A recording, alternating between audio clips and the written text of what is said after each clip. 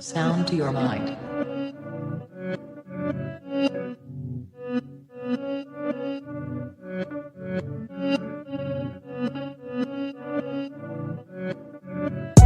Breathe. I stay quiet as I light on my loud light. Breathe. I balance diet, I'm just trying to get my pounds right. Breathe.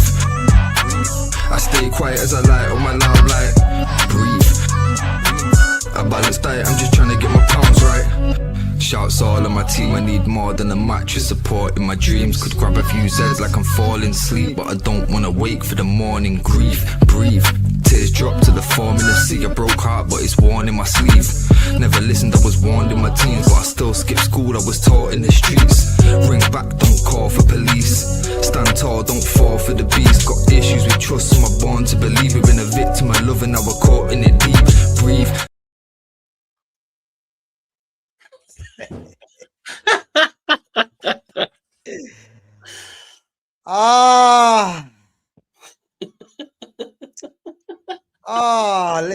Listen. I mean, I hate to say I told you so, man. You know, big up to Lumi Rain, big up to Clockenders, big up to Mamba. Mamba, you know what, Mamba, yeah? I hope you're black because you're named after a black snake called Black Mamba, yeah? Hope you're a black man, Mamba, just saying, yeah? Listen, what a weekend. Big up to Foxy, Babs One Diva, my bad. Big up to Babs One Diva each and every time. Guys, listen, boy, I'm not gonna lie, yeah? I'm not gonna lie. Big up to who was the one that come in the chat yesterday and stuck around? Verbit and Mamba. Big up to Verbic and Mamba. I mean, Mamba, you do come out with some nonsense, but it is what it is. Verbic, you stayed around. I can rate that. Arsenal and Pakistan cricket team. You see you, yeah? You see you? Do not think we've forgotten. I pinned it yesterday. This is the same guy that said to me, yeah, if Arsenal lose, I'm going to transfer over 3,000 euros. Am I lying, Fitz? What you say there, bro? Sorry, I had to discipline the kid rapid. Go on. Yeah, no problem, bro. I'll rewind. No problem. We can rewind that for me. Go on. So, Arsenal and Pakistan cricket team had the cheek to tell me, yeah. At 1-0 down, bear in mind. There you go. At 1-0 down, had the cheek to tell me, yeah. If Arsenal lose, I'm going to transfer over 3,000 euros. Am I lying, Fitz? Nope, 100%. Right. And everyone in the chat was telling him he needs to fall through with it, and he didn't. You're damn right. And what happens after that? 2-0. Yeah? Immediately. Like the City players was listening. That. I mean, God upstairs was looking at Pakistan cricket team thinking, yeah, not a serious guy, yeah? Then anyway, after the game, what does he do? As usual, he runs and hides just like the rest of them. And this is what I'm trying to tell you, yeah? I've been very consistent from the start. You see these guys with that kind of behavior there? It always comes home to roost. That's all I say, yeah? And boy, what a performance from Man City. Am I surprised? Mamba's back in the house. Listen, Mamba, you better show up. You better show up. Quadruple, he said. Bro, before I get into the introductions, yeah, there's a few things that I want to run through. And then there's something that Fitz wants to run through as well, yeah? We was told this is the best squad in the world. We was also told, you know, look at all the positions. Declan Rice is the second coming of Busquets. You know, Gabriel is going to be better than Lucio. David Raya is Spain's best keeper. Victor Gyökeres is the second coming of Erling Haaland. Mikel Arteta is the best thing since sliced bread. Bukayo Saka, big up Clockenders, had the cheek to argue with me and tell me that Bukayo Saka is top 10 in the world.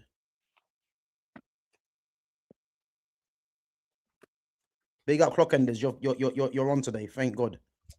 Let me tell you this now, yeah. Let's run through that 11, yeah, before we get into the nitty gritty, man. Let's run through that team, yeah. Kepa Arrizabalaga, who was also told he's the second best keeper in the league. Fumbled his lines. Pile of shit. Ben White. Ben White. What to say about Ben White? Ben White's only useful, yeah, when he's after the game and he wants to try and show that he's that guy with his fake tan. Don't make sense to me. William Saliba. Saliba, to be fair, yeah, was Arsenal's best defender, their best player. You know, what's his price for that? He's now out injured. Just saying, who would have thought? Gabriel Magalhaes. We was told Gabriel Magalhaes is the best defender in world football. I already told you, when Harry Maguire gripped him up and threw him on the floor, that's when Arsenal fans should have just sold their stocks on Gabriel Magalhaes. Because if my defender's getting gripped up like that, I want him sold immediately. Pierre Hincapié. He can bring that North American grit, determination, all he wants. Early booking, you know, which means that he's on the ropes now. And Semenyo just had him where he wanted him. Martin Zubamendi.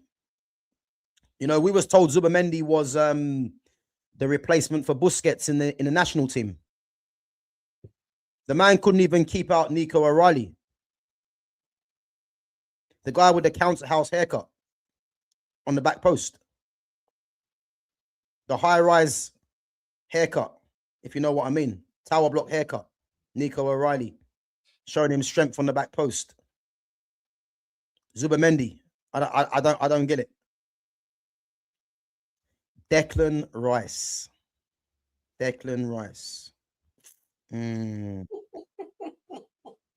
I'm saying this now, yeah. You see the media, yeah? The media can fool you, but ain't gonna fool us. I told you about Declan Rice, yeah. He gets credit because he covers every blade of grass. He is the typical English central midfielder, high energy, fake aura, but when it comes to show up against the best players, nowhere to be seen. Nowhere to be seen. Kai Havertz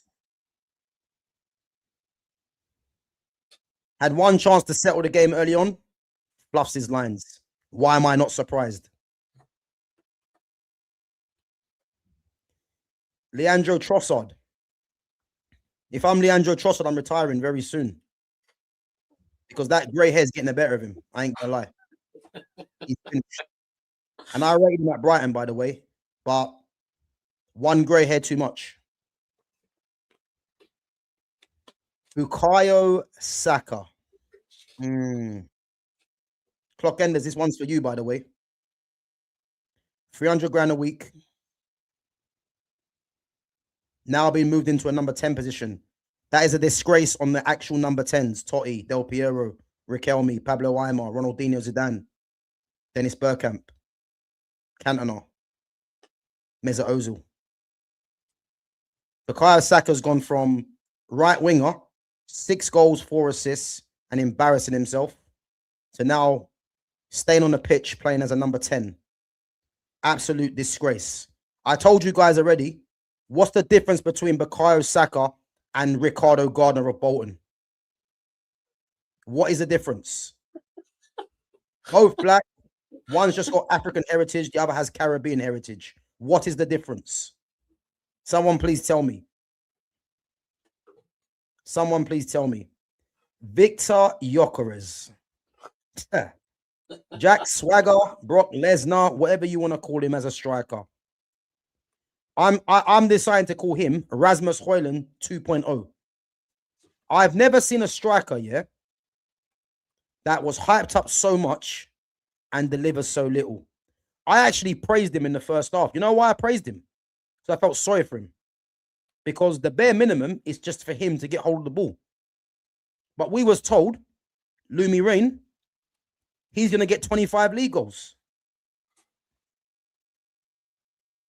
25 league goals. And again, Fitz is going to give you the numbers very soon. Very, very soon. Yeah? But we was told he was going to get 25 league goals. This guy is an absolute disgrace.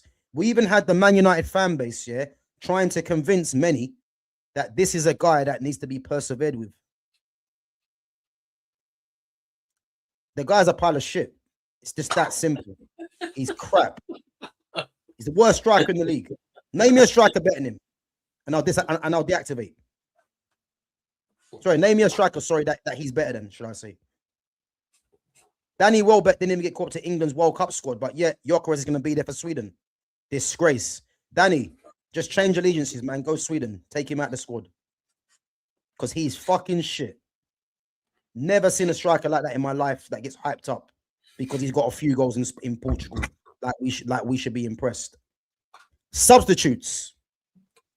Calafiori. The man tried getting a trim, yeah, for the final. All that to be on the bench. Ridiculous. Gabriel Martinelli. By far the worst wide player I've ever seen touch the pitch in the Premier League. That guy is Sonic the Hedgehog. He gets the ball, he runs into dead ends, dead alleys. And I mean, his highlight was when he dancing with Savinho on the side. Savinho was probably laughing at him, thinking, "You idiot!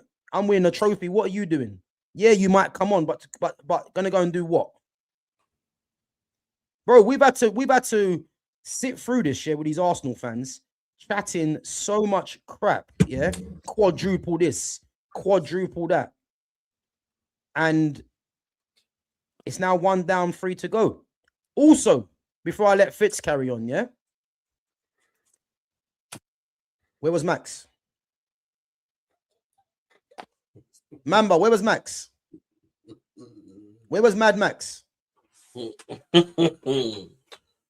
he taking a school exam? Boy, you tell me. We was hearing this is a generational talent, and let's get it right, yeah. I like Max Dowman as a footballer, but the amount of rubbish we've been hearing, oh, he should be in the England squad because he scored a goal that never would have happened if Everton didn't fluff their lines. We was hearing that Max Dowman is going to be on Lamine Yamal's level. Even after I told you guys, Yamal was doing this for club and country, winning trophies at 16. Where was Max? Someone tell me where Max was. I need to know. Max didn't even get off the bench. Martinelli's coming on before him.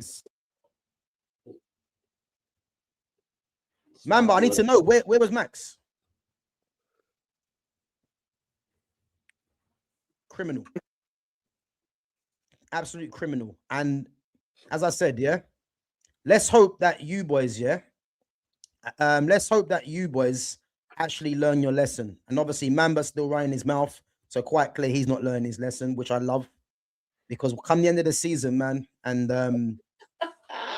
it all goes in the pan. Listen, you'll be going in the pan with it as well, getting fried, yeah, because you just don't learn your lesson. But other than that, Man City, well done. You know, you're our rivals, Manchester rivals, but there's certain things that were bigger at stake. And the fact that you took that team to the cleaners, I predicted 2-0. I also told you that Ryan, Cherky, and Rodri will be running the game. Boy, who would have thought that? You know, who would have thought that? But that's what happens when you watch the game properly and you don't go with the media and these clueless pundits narrative. Yeah, that's what happens. Fitz, take it away, bro. Let's run through the numbers, because I'll tell you now, these numbers he's going to run through, yeah, should be a warning sign to every Arsenal fan. Big up. Well, the first number I'm going to drop is 2,593.48, which is what 3,000 euros converts into pounds sterling. That's for you, bro. cricket. Sorry, is that the same 3,000 that Arsenal and Pakistan cricket team owes me? Yeah. Yeah. That okay. Digit there specifically for cricket, but cool. For every other Arsenal fan, though, here's the big concerning one. So Jonas, in the top 7 teams in the league right now, yeah. So we're talking who? City, obviously Arsenal's one of them. So City, Chelsea, Liverpool, Villa, Brentford. Who am I missing out there? United Chelsea. City. You got Chelsea, Villa. What top 7 now? You're saying? Top 7 Yeah. now. So you So got it's Arsenal. City, Chelsea, Aston Villa, United, Liverpool, Brentford. Brentford, yeah. Yeah. So out of all those, how many shots on target do you think Victor Gyökeres has had? 6. 0. Fuck you, man. Not a single shot on target against the top 7 teams in the league. Yeah. All season, the guy's had 17 shots on target in the league. Lumi Ream was trying to tell us he's going to score 25 goals. He can't even hit the target 25 times. And that was her sober, by the way. Yo, it's concerning. Cause realistically, like, to say, against top 10 teams, he scored 6 goals. It sounds all right-ish. No, sorry, not scored six goals. To have 6 shots on target, it looks all right-ish. But when you realise that he's had 2 against Everton, 2 against Fulham, and 2 against Brighton, who lie 8th, 9th, and 10th, it's not too impressive anymore. Like, when we're talking, you can't get a shot on target against Brentford. And I swear you played them twice. You can't get a shot on target against United. And bear in mind, we were struggling with Amorim. You know what I mean? It tells me a lot. But the other bit of numbers that I really want to do get into as well, Kai, you see, since Alex Ferguson left, and we've basically been in the toilet ever since. Do you know how many finals Arsenal's reached post Sir Alex Ferguson? I'll take a wild guess. 2. Bang on. Do you know how many United's been in post Sir Alex Ferguson? Double figures. Nah, not quite. 7. Yeah. 7. Yeah. How many finals do you think they've won? They've won one final. 1 final. How many have United won post Sir Alex Ferguson? 3, 4. 4, I think. 4. 5. 4, yeah, 4, yeah. Yeah. How many trophies, full stop, has been won post Sir Alex Ferguson for Arsenal? Boy, that's a record-breaking one. On my record here, it says 3. Bro, since who? Since who? Wenger? Since Fergie. Since Fergie. Oh, since Fergie. Yeah. So how many they win with Unai Emery? None. Well, I'm just gonna pull it up quickly now. He It can't be 3. He got him to the final, and then Arteta Oh won. no, you know why? No, you know why? Because didn't Fergie retire before Wenger? Yeah. Yeah. So that means it would have been under Wenger then. Yeah. Yeah. Okay. Basically, it's post 2013. So they've had 13 years and they've won 3 trophies. But you know how many United's won post Fergie?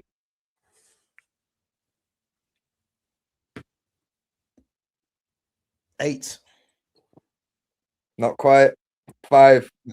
5, yeah. Okay. Well, that means in our worst period, we've actually competed in more finals, won more finals, and won more trophies than they have. And this has been their peak times. They've had 5-6 years of being second all the time. Realistically, fucking United is still the bigger squad, still the bigger team. I don't want to hear no Arsenal fan talk anything to me after this. It's over. Yous man have just started fumbling. Yous have now. I said yesterday, what happens if Gabriel or Saliba get injured and then one of your midfielders like a Rice gets injured and we wake up to find Trossard and Saliba are both out? Bro, who would have thought? Who would have thought? Bro, I'm still trying to find out where was Max. Where's Max? Bro, Someone tell me where Max was. All the talk about last week, the pundits, this, the fans are Max Dowman's our savior. Why didn't Max save you yesterday? Bro, the biggest question is, where was Bakayo? He's on the big boy wage. But not only that, Fitz, he's your captain. He's the man that's supposed to lead. Is he? The man that's supposed to lead you to a title. Is he? That's the man you paid all that money to then go missing. Everybody wants to talk about Salah. Bro, everybody wants to talk about Salah. Bro, that's the Ghanaian Ricardo Gardner, man. I'm not hearing nothing. Yeah, I told you, man. He's not better than Jared Bowen. Told you, he's only playing off of name because he's the name that's on everyone's lips because everyone has the same opinion. He's crap. I don't want to hear nothing else. I don't want to hear that he's on Yamal's level and Elise and Mason Greenwood. He's not even on the level of Madueke. Let's be honest. Madueke is more dangerous than him. That's how bad it is. And you know what it is now, yeah? Do you know why I'm in this mood, yeah? Is because you Arsenal fans have asked for this. You guys just keep talking. Even though, I would have thought, do you know what? You guys ain't won in a little while. We'll just keep it humble. The amount of crap these guys come out with, yeah? You guys are asked for this. And I knew it was coming to this day. Man was telling you, when I was saying to you, look, you guys are getting over the line, well done. You had so many of these guys running their mouth and the final comes, you guys choke. And it's like, it's great, man. It's great. And this will be the springboard as well, yeah, to the title. I promise you. You see the Sporting Lisbon game? You guys are the favorites, yeah? But do not be surprised if something has to give. I promise you. Because I'm pretty sure a majority of Arsenal fans would have said, we are definitely winning this game. Let me go through the questions and comments quickly. Guys, big up yourselves. Make sure you smash the like button. I have got one more stat just before you get into them. Do you know yesterday's result now means that Arsenal have lost the most League Cup finals in history? Yep, I see that, bro. I just wanted to make sure everybody's aware of that fact. But yeah, go on, bro. What the comment section saying? Yeah, let me go through the comments. Big up to Foxy Danny says, guys, do you think Man City will win the Premier League? Probably, Foxy Danny, I've told you from the get-go, yeah? I've told you from the get-go. Man City will win this league. I've said it. When Man City got beat by Real Madrid, yeah, I said, you watch now, yeah, they're going to be locked in. They're not going to play games. You see Pep had a bit of had some scratches on his forehead. That's because he knows, yeah, it's last chance saloon. Them scratches were before the game, by the way. Yeah? I've told you they're going to win this league because I've watched Arsenal all season and they've been getting away with murder with these corner kicks. Didn't work yesterday. So City are winning this league. I'm telling you, they're winning this league. Saka has been a one-trick pony all season, bar maybe 5 to 8, 9 games. Clock enders, the guy's got 6 goals, 4 assists. Let's move on.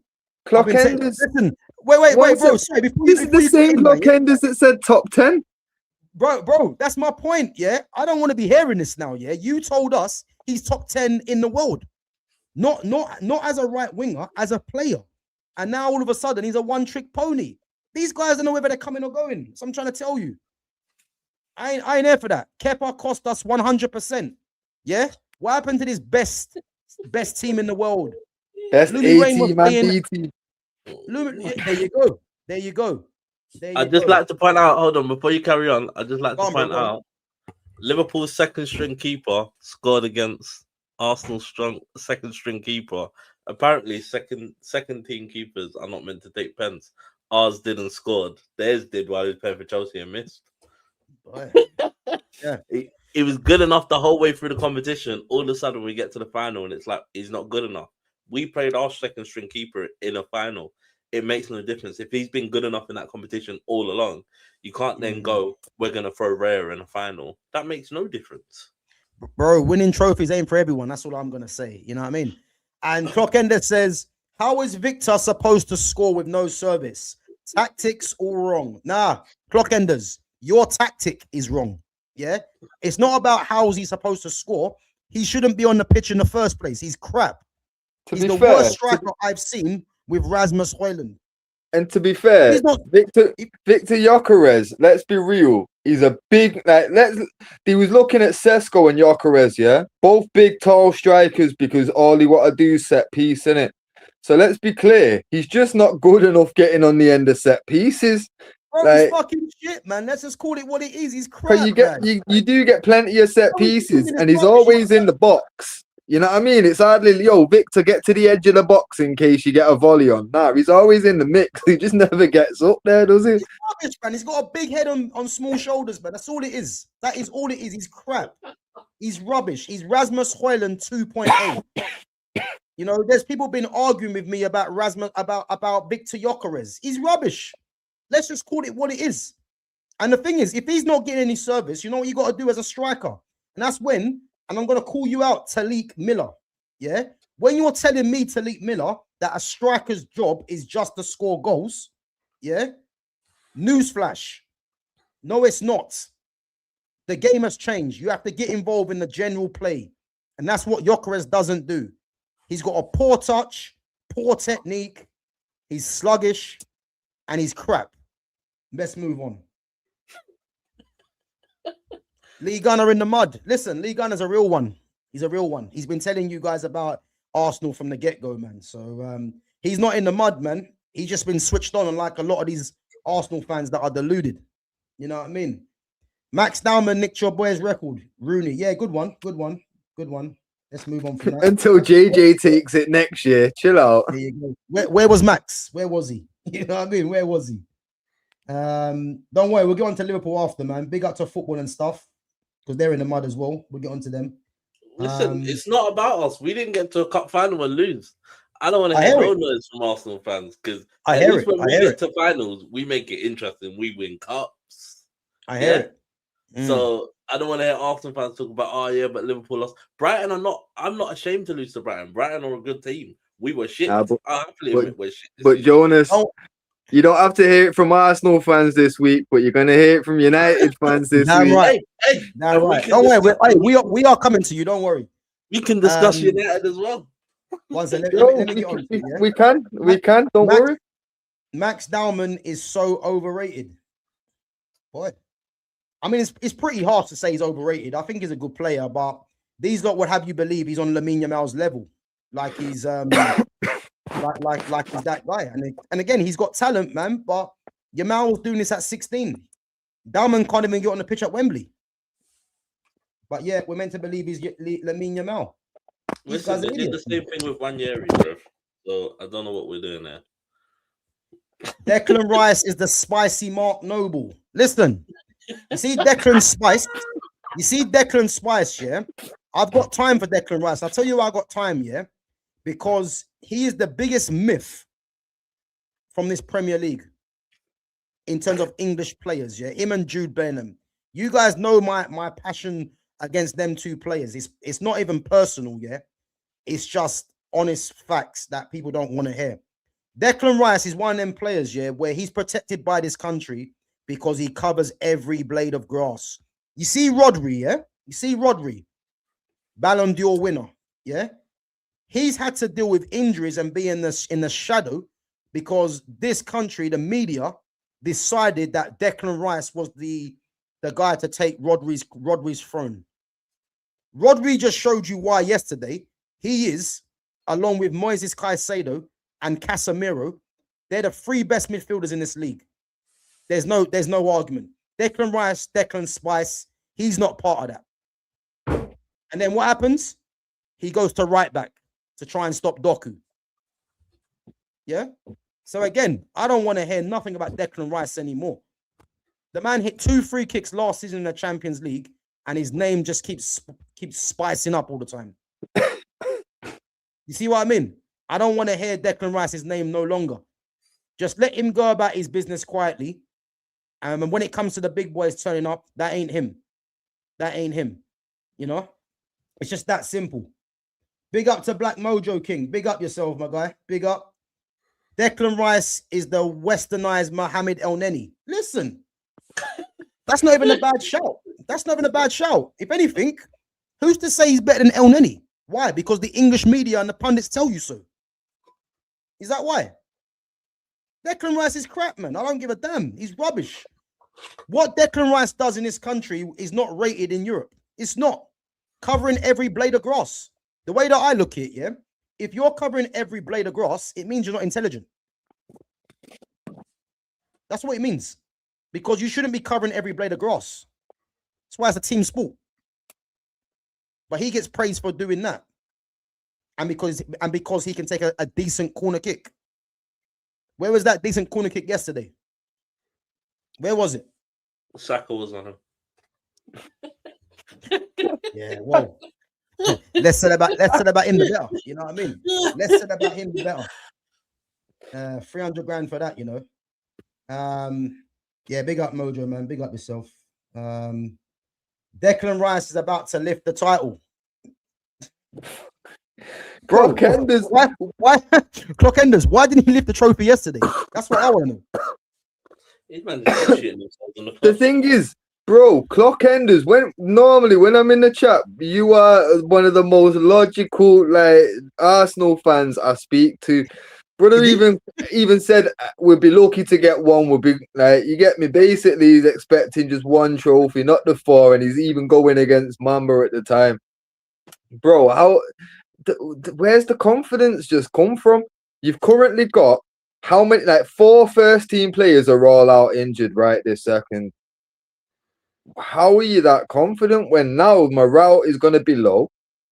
City's gonna be high. City don't have the extra distraction of fucking Champions League to deal with. Yous man are gonna at least expect 4 more games in Champions League minimum. Bro, it's gonna be a long couple weeks this for you lot.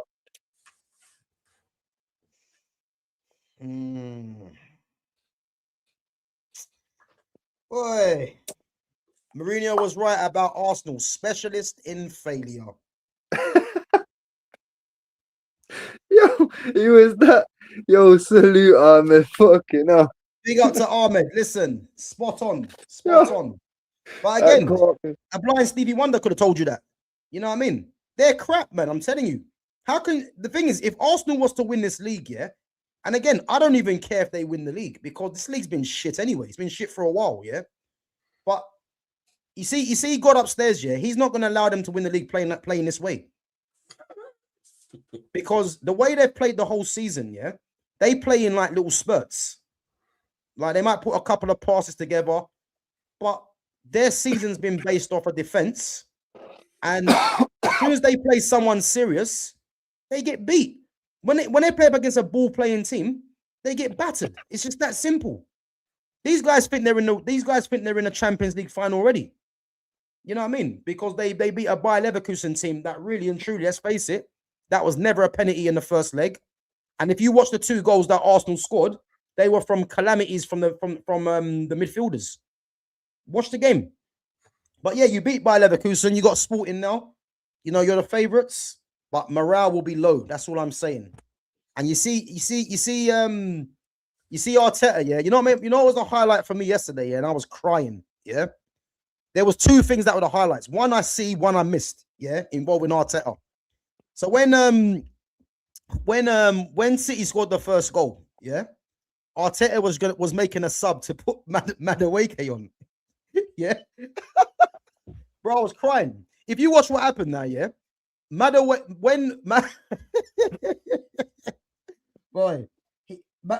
is about to come on now, yeah, and as soon as City made it 2-0, you should have seen Arteta's face, and Arteta's high five to Madueke was about to be different, yeah. As soon as City got the second goal, he didn't even want to high five Madueke, and you could tell Madueke just looked a bit out of sorts. You know what I mean? That's your manager there. That's your leader apparently, yeah. And after the game, you see Erling Haaland, you weren't in the game, but you were doing a different role, yeah, bro. I see it today. Fitz sent it over, yeah, about the stay humble. The way he done it, yeah, I was crying because he done it in a way, yeah, where you can't even get angry at him because he's laughing at afterwards, yeah. Arteta just didn't know what to do. Ben White tried to show the passion. that he tried to show on Ryan Cherky, who, by the way, yeah, as I keep telling you guys, yeah, you see this Ryan Cherky guy, yeah, this is a Ballon d'Or winner. This is a Ballon d'Or contender in the future. You know, I predicted start of the game. Fitz, you were there. I said Rodri and Ryan Cherky would get man the match, because you see players like that, they come to the fore with their quality. And what Cherky was doing yesterday, and what I love about Cherky, yeah, he's a maverick, Cherky, yeah, but he's got, like, I've never seen a player like him that's a maverick, but can just slow the game down like that. Because usually you get players that are mavericks that are a bit, you know, they're a bit reckless sometimes in possession. He's as good as in possession, yeah, as anyone that I've seen. He just knows when to slow the game down. And I'll tell you now, him and Rodri ran that midfield. That is what you call quality. You know? Who's Arsenal's quality? Let me know. You've got Sonic and a guy that should retire really on the left-hand side. The Ghanaian Ricardo Gardner and that guy with the plaits on the right-hand side. I forgot his name. Yeah? You've got Eze, who for me is a top player. He's a very good player, but he's out injured. He didn't fancy it. You've got a wrestler up top. You know, Havertz, who is, I don't know what he is. I rated Havertz when he come for by Leverkusen, but yeah, he's useless now. Odegaard, who's a pussy-hole, he don't fancy it. Declan Rice, yeah. As I said, we talked about him already. He's shit. Zubamendi, who thinks he's tough and got beaten by a guy that's got the tower block haircut on the back post. And then you got Gabriel got thrown around by Harry Maguire. So, I mean, do we really think this team's winning anything with that attitude? With that mentality? It's the mentality of how they set up, though. That's what did it for me. Impossible. When you look how City set up and you look how Arsenal set up, yeah, it's like the first 20 minutes, Arsenal could smell blood, and you thought to yourself, okay, they'll take the game to them there. Did they all? It's like they got to a point and just literally went, nah, we're just going to sit back now. Literally just went, we're just going to sit back now. And it was ridiculous, because you'd like to think that you go into the game and it's like you go to, okay, cool, we're going into this game. We can do whatever we want, blah, blah. Let's think about how we're going to do this. And none of that's been done. Like, do you know what I mean? So you could see when Arsenal had the ball at the back and Kepa's got the ball, Thing just sat in the bank of four and just went, yeah, it's cool. There's no dramas now. We know how you're going to play now. There's no dramas. We're just going to set up like this. And if they play like that again at the Etihad, they'll lose. Because again, City knows what's coming now. So they sit in a bank of four and they just Bro, you're missing one key point. They are going to City are going to beat them at Etihad. They'll beat them.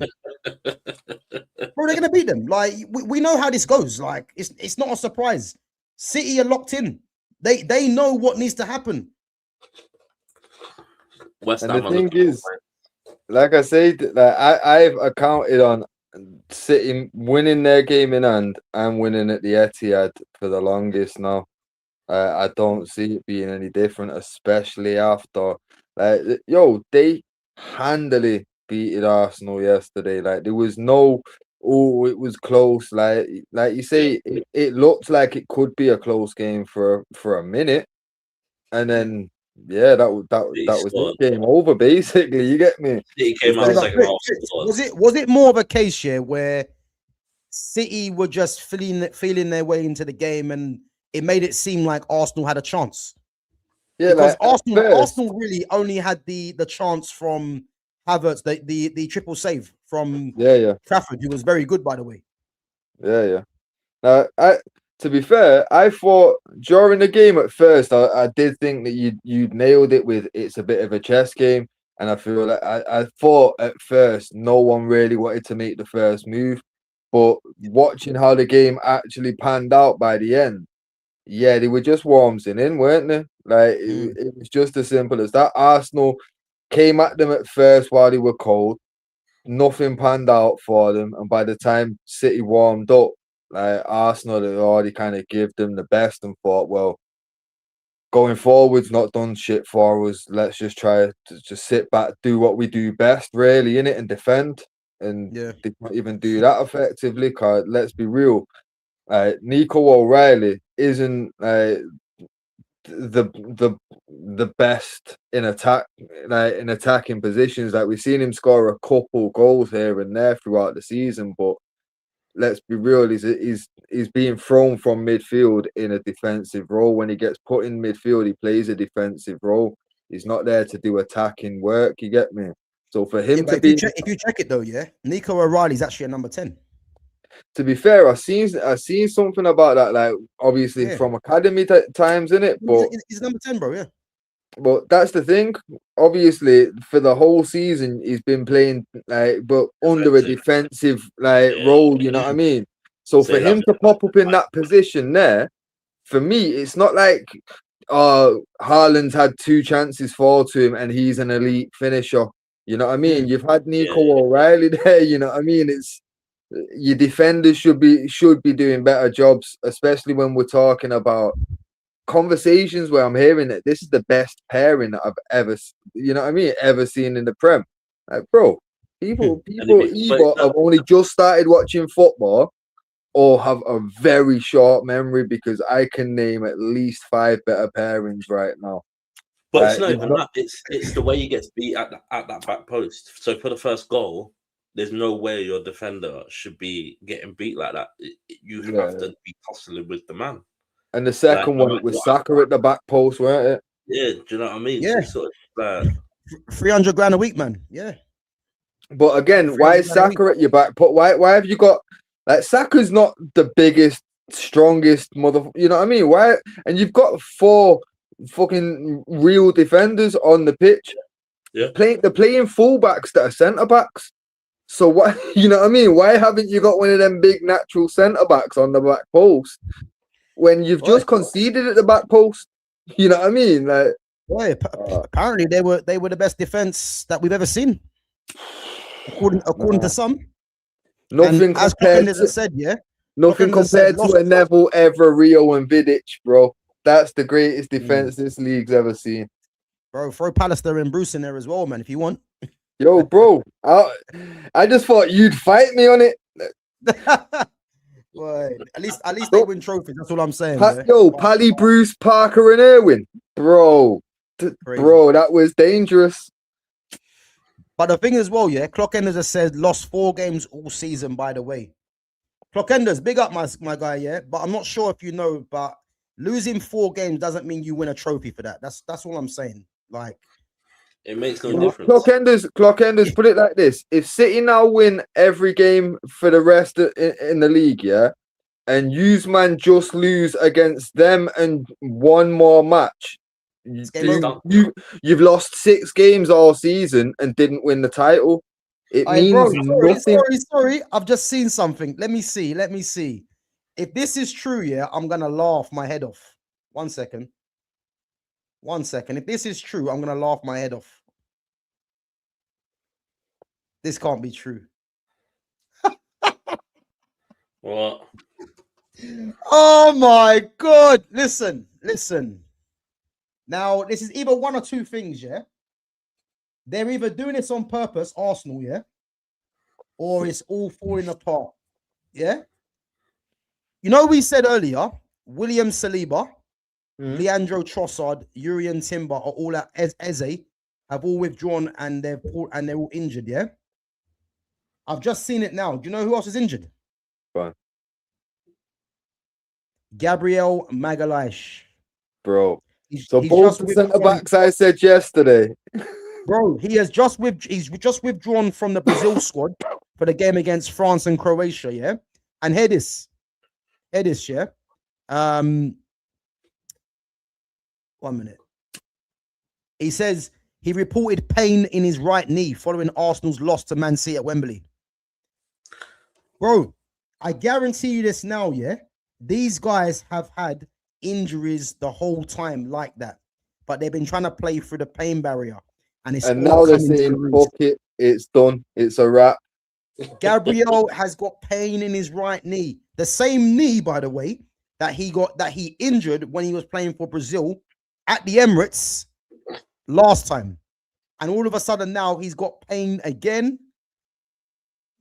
bro. Either they're putting players out, yeah, because they know that it's crunch time, or these players are actually that injured. I reckon they're pulling players out because they know it's crunch time. Who knows? Who knows? But Don't I know. just think it's international break. Brazil are going to the World Cup no matter what. I need like fuck that. I need a oh, league he might not time. even go. He might Nah, not even go. but one set though, Will. Because all right, with Gabriel, maybe he feels like his spot in the Brazil World Cup squad's cemented. But Yeah. for France, they've got a lot of centre backs and a lot of left wingers that can go. Trossard and Saliba need to be there. They can't be affording to lose their place right now because they could very easily. I don't think Arteta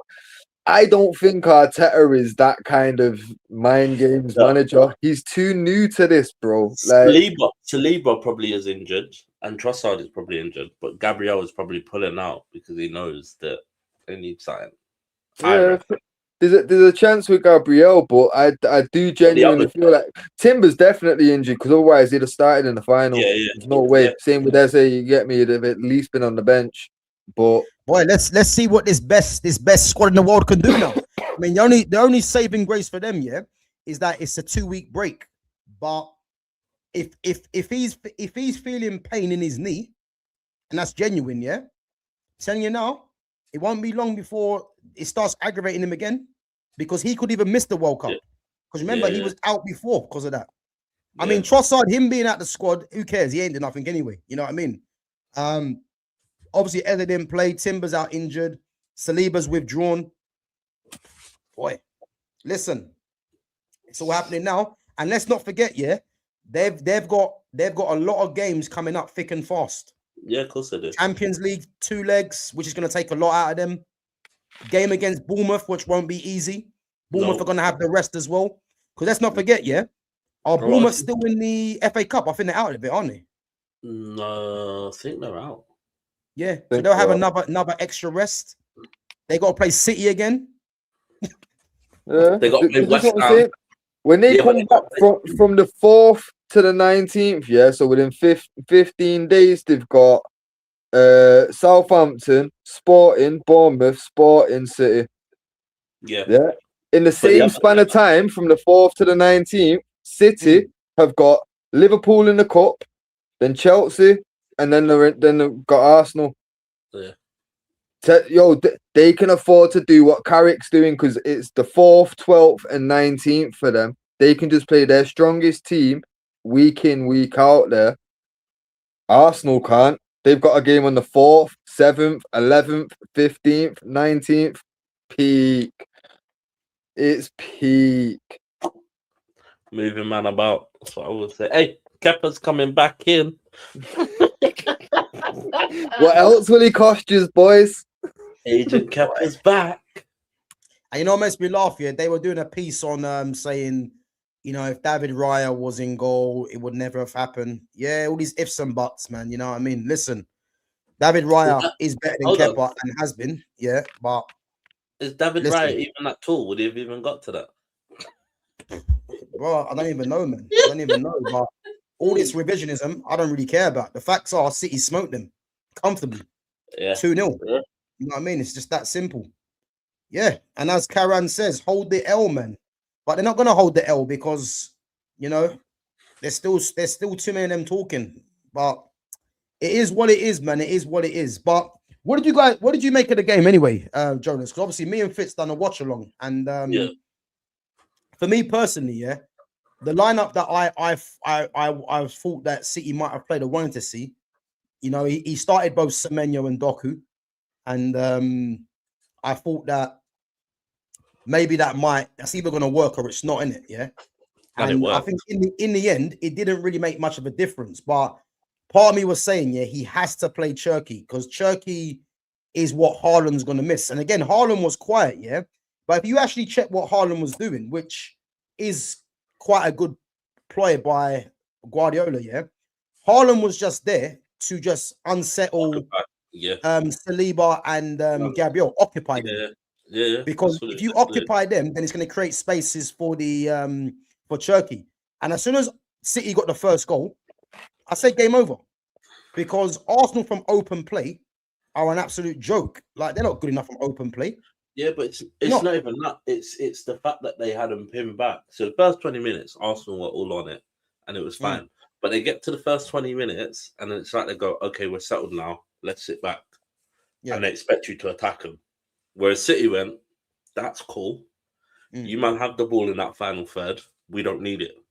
The moment Semenyo got the ball, I see him skim Hincapié twice. Yeah, and it's not like he just skimmed him. He made him look like a fool, bro. To the point where Gabriel or Saliba came over and went, "Big man, I need you to do something with this brother because I cannot have him skimming you like that." Because there was a point where Semenyo sort of stood him up and he sort of went, "All right, cool. Let's see how good he is." And sort of does a step, takes him on the inside. And Hincapié steps in, and it's like, "Fuck, I stepped too early." I think that was when he was on the yellow card, wasn't it? Yeah. In the box, yeah. So to me, City always looked like scoring. City always the first 20 minutes was Arsenal's. I'll give them that. But after that, Arsenal, and this is why they won't win, is because they have no balls. They have no, they don't have anything to sort of be like, "Oh, we want to take the game to you," rather than waiting for you to take the game to us. And that was the problem yesterday. You're in a cup final. What are we doing? Yeah. Me personally, I don't give a shit if we lose by 2 or 3. We need to attack these lot because we know they're going to score. At some point, they're going to score. We need to go and score first. That way, it puts them in a bit of a shock mode and they got attack. We can defend that. We can counter attack you. Put Martinelli on, put this person on. Pace. Didn't do that. Literally, first 20 minutes attacked. And then literally, you saw it when their back four was sat. You had Haaland, you had Doku, you had Bernardo Silva, and then you had Semenyo. Literally just sat, and they literally just went, "Yeah, you man have it there. That's fine. That's fine." And then the moment Kepa got it, was like, "Oh, I gotta go long," because there's nobody else to play back there. Yeah. I thought personally, man. Yeah, as you said, I think the first half was, you could probably say that Arsenal probably edged the first 15, 20 minutes. But when I say they edged it, I just think that they probably had the outstanding chance in the game that made them fluff their lines, innit? Yeah. But for me, I was never thinking City are in trouble, man. I always said City will win this game because there's no way Pep Guardiola is going to come out of this game in a final, in a competition where it's his competition now, and lose to their rivals for the league. That was never going to happen because I couldn't envisage them getting beat over 2 legs by Real Madrid and then getting beat by Arsenal. You know what I mean? Yeah. So again, I was always confident that they would win that game. You know, and as I said, man, if we're saying Arsenal's best player, was Saliba and Calafiori when he came on, boy, that just tells you everything. And the only way Arsenal were getting back into that game was from a set piece. Like this is what they've become. There's not at one point I thought City are going to concede from open play. Trafford was very good. You know, I thought Kusanov, as I said, you see Kusanov, yeah? You know what I like about Kusanov, yeah? Be very wary, when you're dealing with a guy that has little English on a football pitch. When they have little English, be very, very scared. Because what he done to Gyökeres, which wasn't a foul in my book, be very scared. You see that guy there, I told you he's going to be one of the best defenders in the world because he's got an attitude that I like from a defender. He does not give a shit. No, he don't care who you are, He's just going to go through you and there's nothing you can do about it. You see guys like that? Get them in my team right now. Yeah? Man City there, they've got themselves a potential world beater there. Because he's with more experience, he's just going to strike fair into anyone. Because he just does not give a shit. And Gyökeres didn't want it with him after that game, during the game, after that challenge, I thought he was good. Ake, who I was surprised to see starting, but again, I thought he did his role though. I thought Ake was good, man, to be fair. Yeah, he did his job. There was a point where someone had passed him and you thought, he's in there. And Ake comes out of nowhere. Like literally just comes out of nowhere and gets the ball back. Yeah. Yeah. So I think he did well. He was, man. He was very good. He was very good. And even I thought Nuri would have started left back, but O'Reilly went back there. I thought Matthias Nunes was very good. I mean, Trossard and even Martinelli, they got nothing out of him. As I said, Rodri just showed Declan Rice the levels. You know, Rodri showed Declan Rice, you can cover every blade of grass, ain't gonna work here, mate. Ain't gonna work at your home ground. Go home. You know what I mean? That's what he showed him. And as I said, man, like even Semenyo and Doku, like they were outlets in terms of their pace. You know, Doku with his twinkle toes, you know, again, he does a lot of the same thing, but he was getting him up the pitch and drawing fouls, isn't it? As much as he does the same thing, you can't stop it. I don't rate him that highly, yeah, but there's games where you need someone like him because, as I said, when you're 1-0 up or 2-1 up, yeah, you need players like him that can draw fouls and get your team up the pitch. And that's what he done. But between him and Semenyo, like that's a poor pairing personally for me. But they both done their jobs. And I think Pep played both of them because of their physicality in it. It was obvious. But, and obviously Cherky was just, I mean, when he started doing the kick-ups, man, I got time for that, man. The touch, the kick-ups, Ben White tried showing strength. You know what I mean? Ben White done what Cherky wanted him to do. You see what I mean? Yeah. He was like, yeah, come on, Ben, come on, try and rough me up. There we go. We won the game. Your head's gone, dickhead. You know what I mean? So, yeah, bro. Listen, it was great, man. It was great. It was a very good performance. And as I said, this will be the springboard for them, man. For me, until the end of the season. As I said, I think the next game is the FA Cup against Liverpool, against you guys, isn't it? So we are going to move on to you guys now, anyway, because what I'm seeing over there, man, is nothing short of a disgrace. By the way, I mean the fact that you guys are meant to be the defending champions.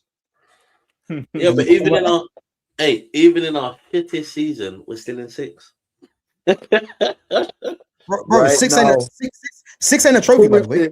I don't care. Right now in our shittest season, we're 6th. That's currently, bro. If you drop 2 more places, if you go below 7th by the end of this season, bro, it's not gonna happen. I'll tell you why it's not gonna happen.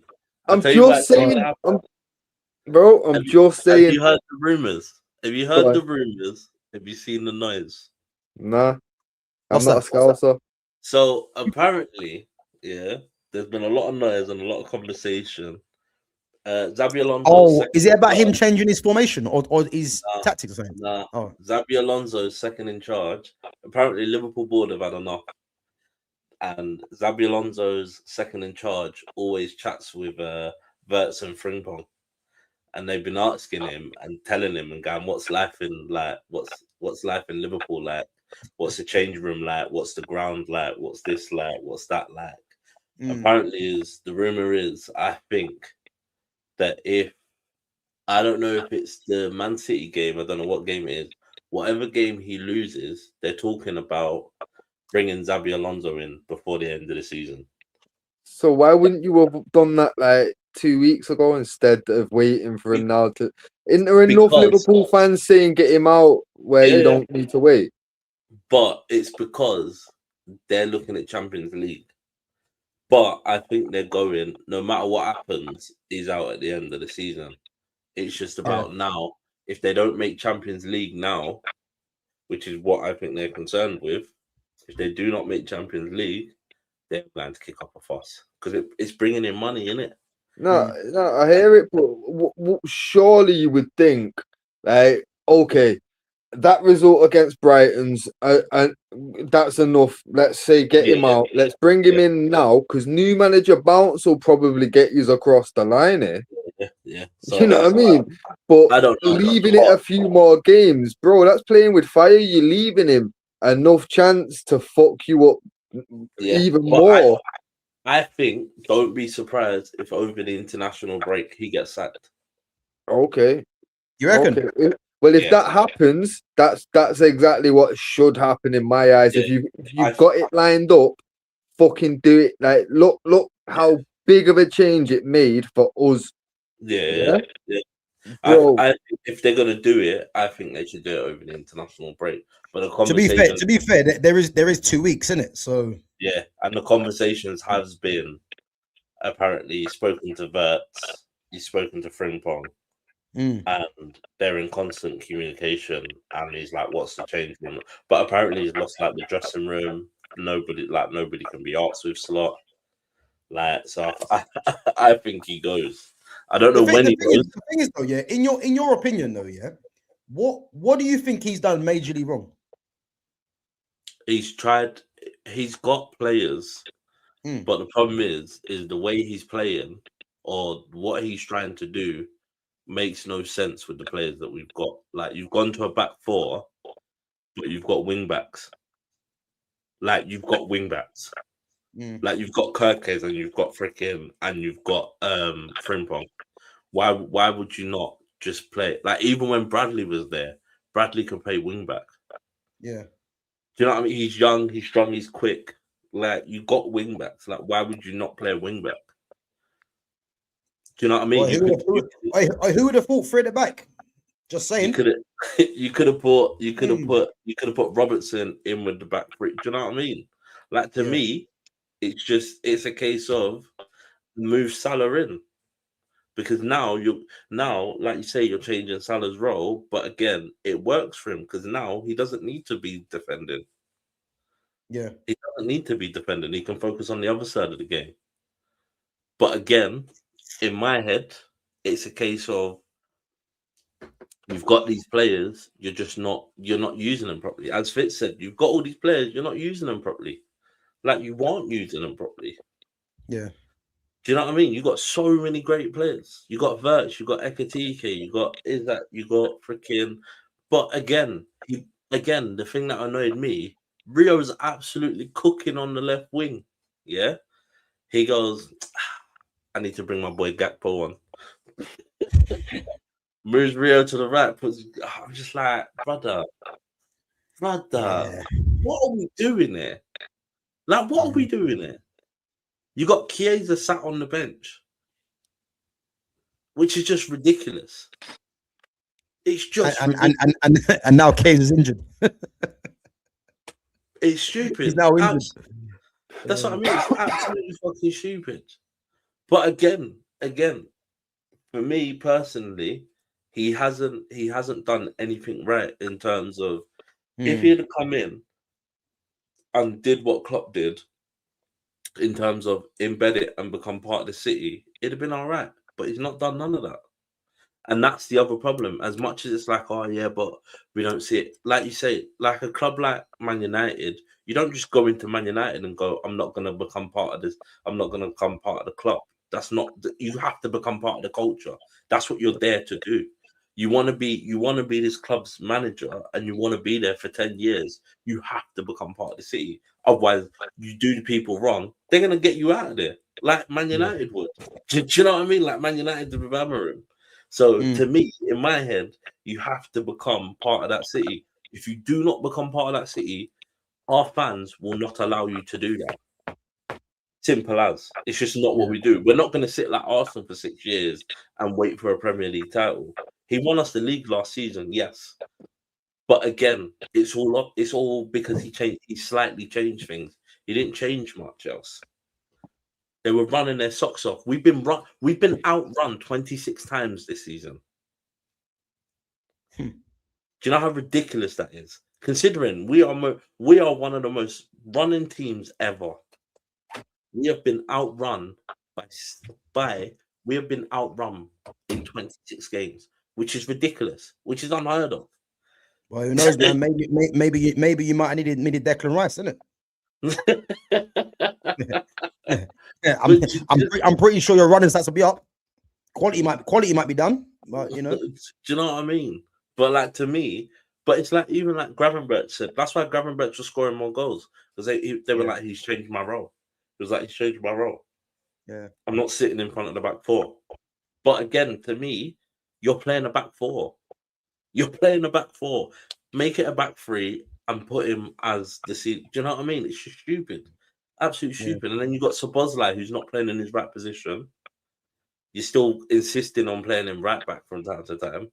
You Mm. got Curtis Jones who can keep a ball like fucking nobody else, and you're not playing him. Do you know what I mean? Like, you got all these players. You got all these players, and you're choosing not to change the system. So I think personally, Liverpool board might have to have a conversation, and I reckon they get rid of it. I reckon they get rid of him before the end of the season, because they seriously now have to start looking at it and sort of start down. We got what, 7 games left? 7 games left. We need points on the board. We need someone who can figure it out. We need someone who can figure it out. We've bought a guy for 100 mil, and he still ain't got the best out of him. How do we get the best out of him?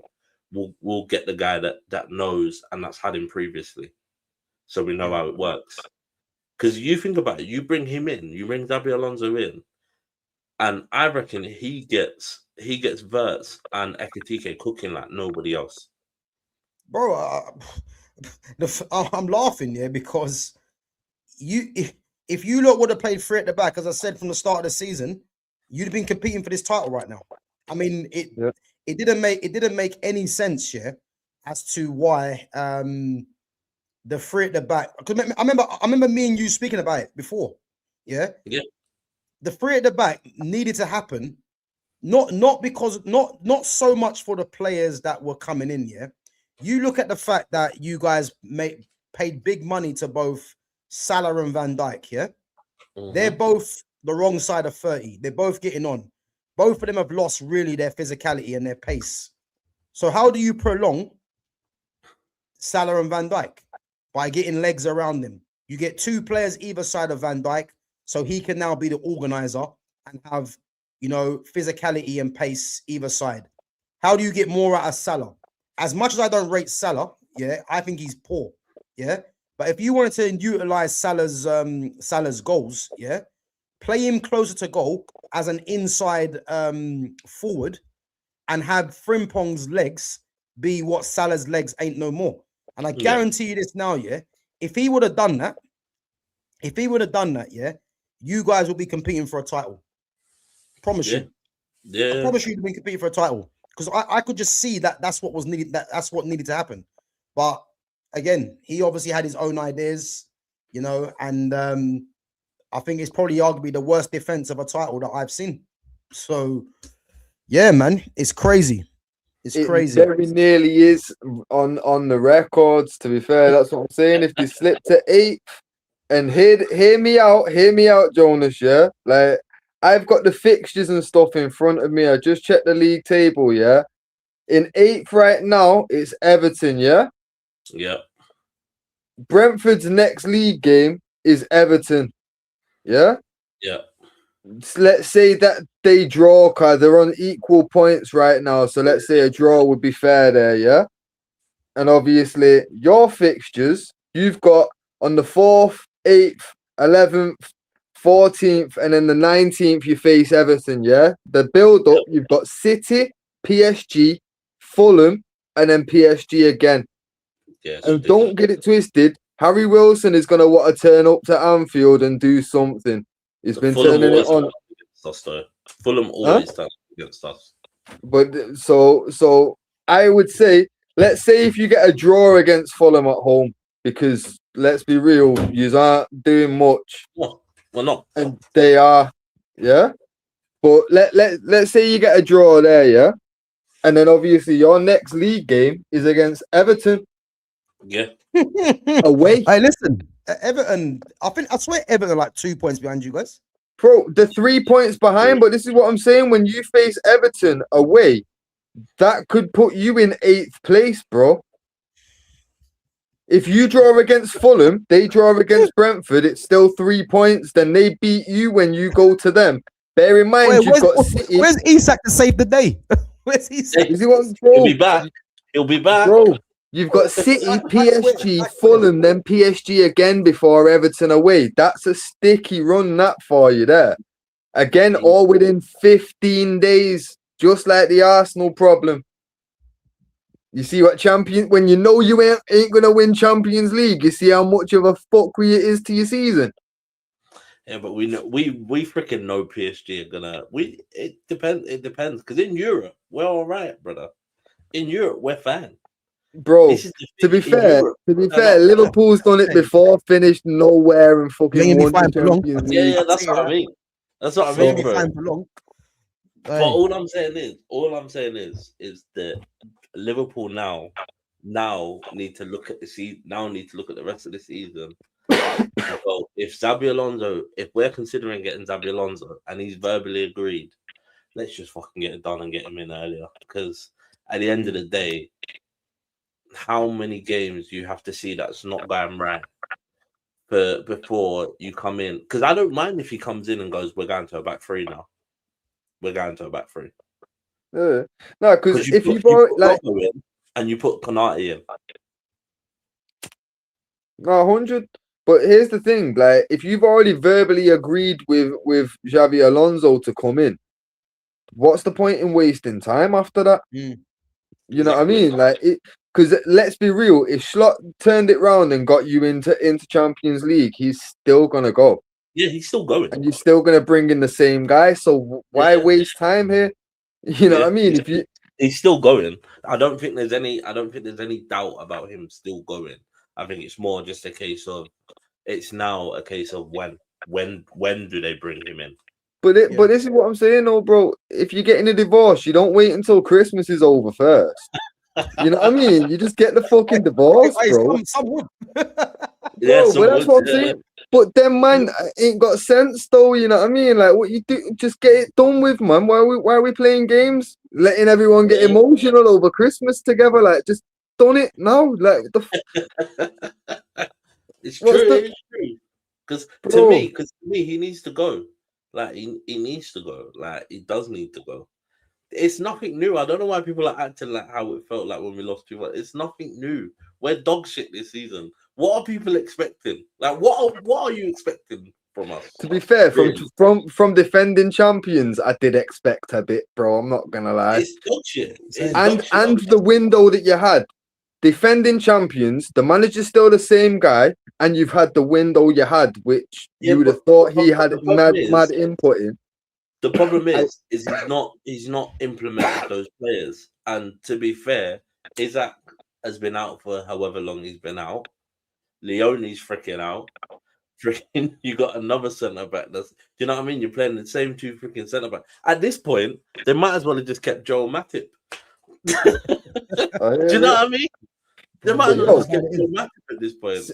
Since we're on centre backs, I know you want to get into Konate about this weekend, but I know what you're gonna say because Konate was there in it, but bro, for Welbeck's first goal, yeah, did you see at first it was Van Dijk's man, yeah? Yeah, he runs across him, yeah. Yeah, and he put Van Dijk. He didn't run across him. Van Dijk pushed him into position. Did he not push him into basically where the space where Konate should be covering? Which you thought, listen, it's happened. Now, hear what I'm saying, though, bro. He's pushed him where he needs to be for the cross, yeah? So he basically told Welbeck, go stand at the back post to delegate the job to Konate. But that was his man. And when the when the ball hit the back of the net, what was my man actually doing? Who did he have? Nobody. Right? And considering it's all going on in the middle of your fucking box, you would expect your big Dutch captain to be able to do something in it. Yeah. And then the second goal, it was a good cross into Hinshelwood first, but who had Hinshelwood? Yeah, it's a great cross. It's right, but who had Hinshelwood? And that it's between him and Kirkers. But who was he closer to? Obviously, he's close to Van Dijk, isn't it? Right. So it was Van Dijk's man, yeah? I mean, funny, yeah. I'm getting kind of tired of Van Dijk's mistakes now. But this is what I'm saying. You see now, you see when I'm pointing them out. Now you see because nobody on Match of the Day or Sky Sports is gonna point like, yo, I watched it on Match of the Day. All they mentioned was a great cross and great work by Hinshelwood. They didn't mention that Van Dijk should have done better. Same way on the first one, nobody mentioned Van Dijk had nobody. In all that madness going on, Van Dijk had nothing and delegated the role to fucking Konate first. And no one mentions it because everyone wants to give him his fucking like he's something special. Bro, fuck that. I'm telling you, bro, my man cannot be serious at all. Like, I can't be the only person that's seeing this shit. Anyone in the chat, go back to Match of the Day and watch that highlight and tell me I'm wrong. On the next Monday, tell me I was wrong if I was wrong in it. But bro, Van Dijk, both of them goals, Van Dijk was doing nothing. He fell asleep. He saw the cross coming and watched the cross, knowing there was a guy coming in from behind him. You know what I mean? It just left it. Yeah. He didn't think Hinshaw would had enough in him to do it. You get me? Yeah, and he did it. Yeah. But bro, that's not what your big captain should be doing, especially at that point. You were 1-1, bro. Just stick a foot out. Anything. Do fucking anything, bro. He didn't. And that's what I'm saying for both goals, bro. Where was he? And he's your captain. So you can't blame Kanate for not doing enough at the back post when realistically he got given him last minute by his captain. Like, what do you mean? Bro, Van Dijk shoved him into him. Literally, Kanate only realised he's got to mark fucking Welbeck now when Welbeck bumped into him. And what did Van Dijk do after that? Did he start complaining at Kanate? Yo, he complained at he just kicked off. He did a Bruno in it. Just wanted like, bro, that's where I was getting to. And just why I'm on that, yeah. I'm glad you mentioned that because that's what I was getting to, yeah. Guys, make sure you check out my upload today, yeah, on replacements for Bruno Fernandes. Give that a check. Let me know what you think. You know, you guys might not like it, but let me tell you now, I've pinpointed some important things, yeah. That this is why we got to replace him in comparison to the other players. Just saying, it's come out already, guys. So give that a check. Go on, bro. Carry on.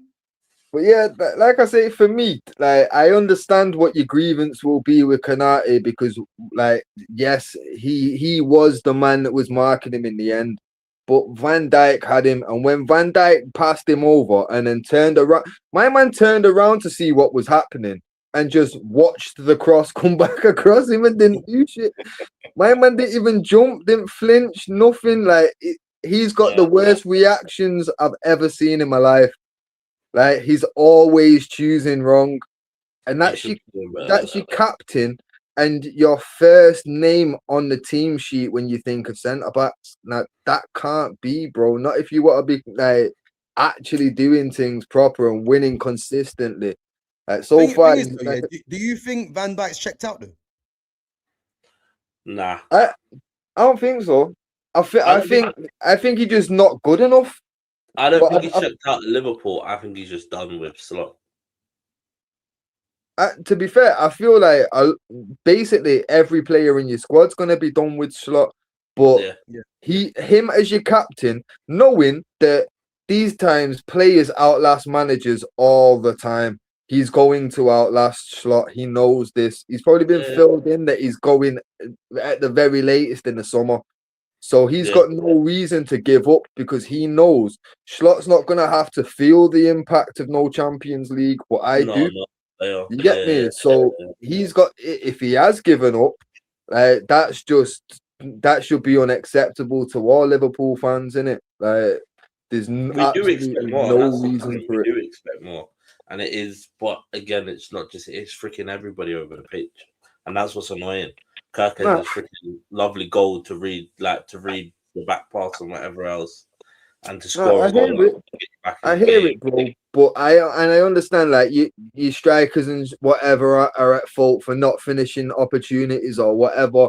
But at the same time, bro, like, if we're talking like Van Dijk, the way people big him up and gas him up, bro, he shouldn't be making these mistakes week in, week out. Yeah, like it's unacceptable when you're looking at it as the most experienced guy in the team, the guy that's been there, done it all, the guy that should have his heart and soul in the club because that's where he's made his name. You know what I mean? There's absolutely no excuse for why he's the one that's leading to the dropped points. And realistically, you can blame your strikers for not finishing things, but if your defense is tight enough, at least you're getting a point every game. You know what I mean? it's one of them. Like for me, I'd prefer to see. Okay, if we're 0-0, I'll blame it on the strikers. But if we're losing, you've got to blame it on the defenders. Yeah. You know what I mean? Especially, bro, you did end up pulling one back. And again, that was more because of poor defending. If it weren't for them turning up, like defensive awareness was on 0 for my man, bro. But he's done that a few times, and I think he just didn't expect anyone to get back. But because Kirk has read it and sort of gone, I know where you're going. Yeah. But that's what I'm saying, bro. Like defensive errors, this is like obviously Kirkes did well with his finish and all the rest and the run, but at the end of the day, that was a defensive error, innit? Yeah, it is. Yeah, and unless the goal is like a fucking Adogu against Arsenal, 99% of these fucking goals that are scored in this season, especially, it's been defensive errors more than anything. Yeah. Occasionally you get like a Harry Wilson moment of magic, but then the rest of it is poor goalkeeping or poor defending. When Van Dijk's meant to be considered as like, bro, I hear people trying to tell me he's better than Rio, he's better than Vidic, he's like best that the Prem's ever seen. Bro, I can't have it because at no point recency bias, though, isn't it? Yeah, I hear it, but like, bro, even at his lowest, I don't think fucking Rio Ferdinand was making as consistently bad choices and mistakes that cost his team as much as fucking Van Dijk's doing right now. Even when he was at QPR, I don't remember Rio being that bad. You know what I mean? Yeah, boy, listen. Accept it. There's one thing to say, man, and that's Danny Welbeck. How he never got called up to that World Cup to the 35-man squad. I mean, what a way to answer that to Thomas Tuchel. So Tuchel has a decision to make end of the season, because I think when you're the top goal scoring English player playing in the Premier League, you know, you deserve your flowers, man. And as I said, Danny Welbeck, man, he's someone that he's criminally overlooked. So let's see if he's on the plane, man, come the end of the season, innit? But there's no doubting, man, that Liverpool, boy, you guys are in trouble, man. Obviously we still got to play you as well. So I'm looking forward to that game. I ain't gonna lie. Because if we get Xabi Alonso in, though, if Van Dijk's doing that, boy, listen, I can't wait, man. I'll be honest, but let's go for the chat again. Yeah? But again, that's a game that Liverpool will turn up to, because you think about it, we've been dog shit all season. The Arsenal game we turned up to. Have Arsenal beaten us this season? Yeah. No, and I expect you to turn up against City next game. Listen about Arsenal. Do you know what I mean? We turn up. It's the big games I don't worry about. It's the little teams. And the other thing I want to mention is, why is nobody talking about Chelsea? Bro, don't wait. We're gonna get onto them jokers as well, man. Listen, we ain't done it. Yeah, we ain't done. But listen, let me go through the chat. Let me go through some of the chats quickly, and then we'll get on to the weekend results, innit? Big up to Foxy Danny says, who is Liverpool playing next and when, guys? So Liverpool got so it's international break, and then they got City in the FA Cup away. So yeah, be a tough game for them. But again, they got the league in it. Premier League. Huh? The next league game's Fulham for them. Next league game's Fulham. Yeah. Is that away or home? At home. Okay. But it made no difference this season. Harry Wilson and that, yeah, cool. It makes no difference this season.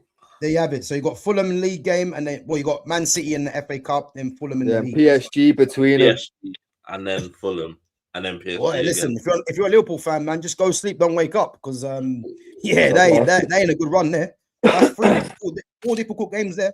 I'm telling you. So 5 after it, they got PSG and then Everton. That's what I'm saying, bro. It's a long run for them. Yeah, you 5 games in 15 days, bro. I'm saying it right now. Yeah, you see Mo Salah. Out of them 5 games, he gets 1 goal. Isaac's back though. Is it? When's he actually back? Next game? I think he's back. I don't know if it's the. What are you trying to say? He's going to be. What are you trying to say? He's going to be the defining factor. I don't know if he's back for the Man City game or the PSG game. I know he's back for one of them. Okay. Listen, let's move on. Let's move on to the weekend fixtures. Obviously United. Obviously Friday night game 2-2 against Bournemouth. I think we actually done a watch along for that, didn't we, Fitz? For the Him was doing the Chelsea all-time 11. Yeah. Yeah. Again, I didn't really take that game in too much. You know what I mean? But obviously, the major talking point was the foul that was never given in the box, and then the same guy that made the foul, you know, he actually went on to play a part in Bournemouth's equaliser. So, because the ref's scared to give a second penalty. Pussy. Yeah, ridiculous. But the funny thing is, you know what makes me sick about all this, is that if someone puts their hands on you, in that kind of mode, and they're looking to push you off balance, it's a foul anywhere on the pitch. Like I don't understand whether he went down easily or not. You can blatantly see he's had two hands, his palms showing, and he's pushing. When someone does that, for me, it's just an instant penalty, regardless of how easy it is to go down. And then you look at Ebeneelson's one, and Harry Maguire puts his hand on his waist, but he clearly just plays for it and dives. You know what I mean? So if you're going to give that against Harry Maguire, but you don't give the penalty against for Ahmad, like there's definitely some sort of corruption or fix there. You know what I mean? You know it's bad when Alan Shearer turned round and said that the Ahmad penalty was a penalty and the Ebeneelson one wasn't. Alan Shearer, who notoriously cannot stand United because he regrets not signing, absolute fucking nail of a fucking pundit, still got that one right. You know for a fact, like, bro, they're taking the piss. Like, I don't care. I've said for time now, this shit's scripted. We're not scripted to come anywhere close to second place, so they keep robbing us of points. This ain't the first time with that same ref, neither, you get me? He disallowed fucking Lissandro earlier in the season. Fucking the Kyle Walker stomping on man's leg. Ignored that shit. Bro, he's took the piss this season, my man. He needs investigating. Is it Stuart Atwell? Yeah, man. Yeah, he's a shit ref anyway. But again, the thing is, I can't even be bothered to argue about VAR and the refs, because let's face it, the whole Premier League shit anyway. You know what I mean? So why are we even surprised? It's been shit for ages, and these referees just play their part anyway. So it's not even a surprise, really. You know what I mean? But there's no doubt in that. You know, it was definitely some sort of corruption or something going on there, because to give penalty against Maguire for that, and then Ahmad's one just gets thrown out, it don't make any sense, innit? But there's no point complaining, because in the end, it didn't really matter, because obviously Liverpool got beat, Chelsea got pumped. Like, we're gonna move to Chelsea right now, boy. You see that Liam Rosenior, as I said, he's actually a good coach, but he's a robot, man. I'm telling you, he's the guy's plugged in. I'm telling you, I'm convinced. I seen a clip, I don't know whether it's AI or not. Someone please tell me if this is real, where my man's saying about, like, it sounds like some proper stoner talk. He's talking about, if you look at the word managing, you break it down, you're aging men. Like, bro. Is that real? That's him, bro. Bro, I nearly fell out of my... He said you've got to break down the word manager, and he's like, managing, I'm aging men. You get me? I'm aging a man. Like, bro, I nearly fell out of my chair. He's a bro. Someone needs to fix that with AI and put him in proper hippie garms with fucking, you know what I mean, with big red glasses on and that. Like, that was the most hippie shit I've ever heard in my. Like, that's some shit you say like half a whole pack in, and you just out of it. Like, you know what I mean? Asking questions like, why do we call this a seat? You know what I mean? Like, bro. When I see his first interview for Chelsea, I just said to myself, he's there's something not right with this guy. He's too, what's the word? I can't explain it yet, but he seems too like bordering on licking ass and bordering on a bot. You see what I mean? If you know what I mean, like the players love him apparently. boy, they don't love him. They're laughing at him, man. Let's be honest. Nah, they love the fact that they can work. He's a bot, man. I'm telling you. Yeah. He's that type of boss. You ever had that type of boss where he won't say shit. You can just turn up half hour late. You're taking an extra 15 at lunch. You know what I mean? Come in smelling a weed. He'll laugh. Yeah, man. My man can't say nothing. Just you again. You get me? Like, yo, you know what I mean? He's that guy, bro. You get me? These man are walking into training and my man's giving them high fives. Oh, you're spot on. That is exactly what he is. Yeah, he's exactly what it is. It's like he's one of them guys now, yeah. And I had this the other day, yeah. So I cut someone up on the road, yeah, and he apologized to me. Yeah. That's Rosinio. Yeah. Yo, that's what I'm saying. He's that type of guy, you get me? These men are strolling in whenever, you get me? Like, yo, high fives, everything, you get me? Yo, guys, you got pizza at lunch just because she's tried really hard this week. Like, bro, he's that guy, man. They come in late to training and he's apologizing to them. Sorry, you're late. Bro, sorry, I didn't know I'd set it too early for you, lads. Let me know when it works for you. I've got to age you, man, correctly. You get me, bro? This guy is crazy, man. I'm telling you, bro. That's what he is, man. But listen, they got pumped, man. I didn't even see the game, but I just see Beto doing some slapping of his knees, man. I thought, what's going on there? Mate, they got absolutely bullied. Pedro Neto was arguing with Cole Palmer. Cole Palmer was just looking at him blankly, like what are you doing? Arguing with Palmer. Yeah, bro. But you know what it is now, yeah. That doesn't even surprise me because this happened. It either happened earlier in the season or last season, yeah. If you check what's happened, yeah, and I clocked, and it's mad this is happening, yeah. You see, because everything is revolving around Cole Palmer, yeah. You can tell Neto is not happy because Neto's playing everywhere, yeah, and whereas Palmer's the key player in the team, yeah, and basically what it is, there was something happened last season where I think Palmer didn't play him the ball, and you can tell Neto wasn't happy in it, yeah. So this was always brewing because Neto basically is just any guy for Chelsea, and I think because everything runs through Palmer. Yeah, like you're starting to see this more now because Chelsea are struggling, and if Neto's not getting the pass, you're gonna see he's gonna try and take it out on Palmer because I clocked this from last season. So, yeah, it's crazy. 1 second. Big up to SR Rednam says, Mamba, it's been 22 years Arsenal won the league. Big up to S Radinham.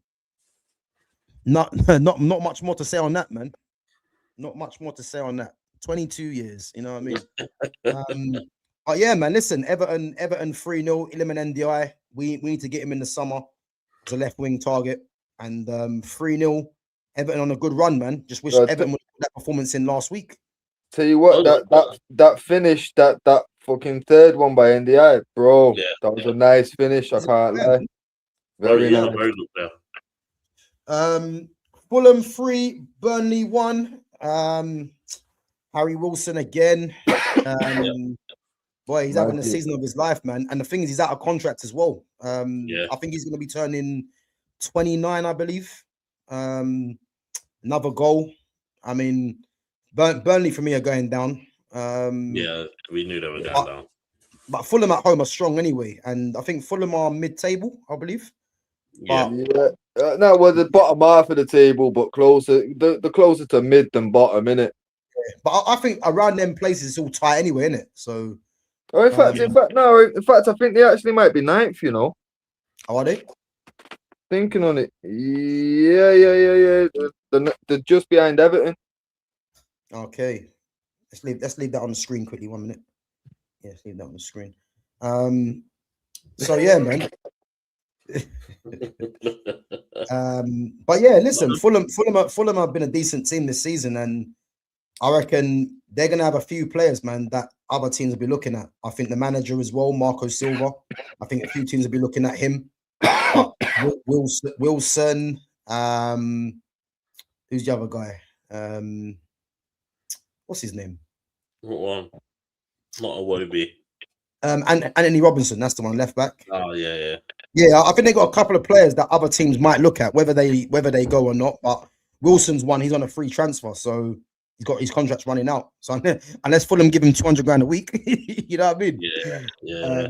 He might. To be fair, now it makes sense why he's at the season of his life, innit? Like fucking hell, like he's playing his socks off, knowing what's coming. Exactly. Let's move it on. Newcastle 1, Sunderland 2. Brian Brobby. Listen, you see Brian Brobby, yeah? Like he's been a problem this season. Like he has caused issues. And then he scored a goal. Did he score the goal at home as well? Yes, I believe he did. Yeah. Did he score the goal as well? Yeah, I'm sure he did. Yeah. But again, man, he's been a handful. And yeah, man, obviously Newcastle, Sunderland winning the Northeast all the time where Derby. Yeah. And boy, Newcastle, man. I mean, Newcastle are in 12th place. What to say about them, man? I think the biggest thing for Newcastle, yeah, is Champions League. Obviously, they're out of Champions League. They're not going to get Champions League football next season. They're literally I think they're out of all the cups, I think, as well, aren't they? The FA Cup, I think, aren't they as well? Yeah. Their biggest thing, yeah, is what players are they going to lose? And I think Tonali, Bruno Guimaraes, Anthony Gordon, who else is there?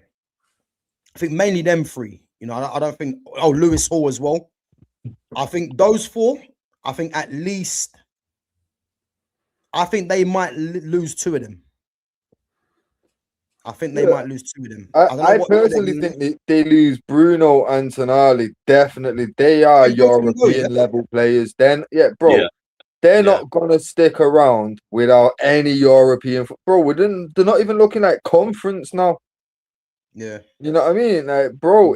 They're under a lot of pressure. Obviously, you got to remember, bro. Their whole structure.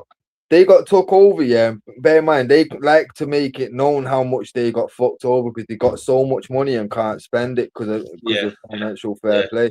Yeah, because they don't bring in the revenue that allows them to spend as much as us lot. You know what I mean? Because they don't sell the tickets and the shirts like we do. So these men are very much reliant on that European money to come in so that they can spend it. Now that that's gone, bro, they're fucked. It's almost as bad as relegation for them. Yeah, they got to think about what's next, innit? Yeah, because like they're lucky in a sense because they're gonna have guys like Dan Burn and all that will stick around because they're still Premier League players. You know what I mean? But he's from Newcastle as well, isn't it? Dan Burn. But this is what I'm saying. Anyone that's above just Premier League level players, anyone that is Europa or higher level players, and let's be real, Bruno G and fucking Tonali, these men are both Champions League level players. So they're not gonna be there at all. There's no way. Lewis Hall, they might be able to hang on to him a little bit longer, but I can see Bruno. Obviously, I know he's got that the release clause. And Tonali, I can just see if they're going to be dickheads about the price and that, then so be it. But Tonali will just do the same as Isak. I'm not coming into training. I won't play another game. You're gonna have to sell me, otherwise you're gonna bankrupt yourself because you haven't got the income to pay my wage anymore. You know what I mean? The back's into a real shitty corner, bro. That's why I was saying, like, if I personally wouldn't take Bruno G, but if we're locked in talks and we're close to fucking getting something across the line, it's got to be a double suit for me. Fuck it, take both of them. Yeah, but the problem is though, as I said the other day, I believe Bruno Guimaraes has a clause in his contract that if they don't get Champions League football, then I think he can leave for something like 70 mil. The only problem is I don't see. I know that both of them are Champions League players anyway, but I don't see them giving up easily or selling to money if Bruno's that clause. Because the thing is, I'm looking like this, The 70-minute clause they can't do nothing about, But can you literally see them saying, okay, we've lost Bruno for 70. All right, Tonali, we're gonna just let you go. You know what I mean? But that's what I'm saying. They didn't want to let Isak go.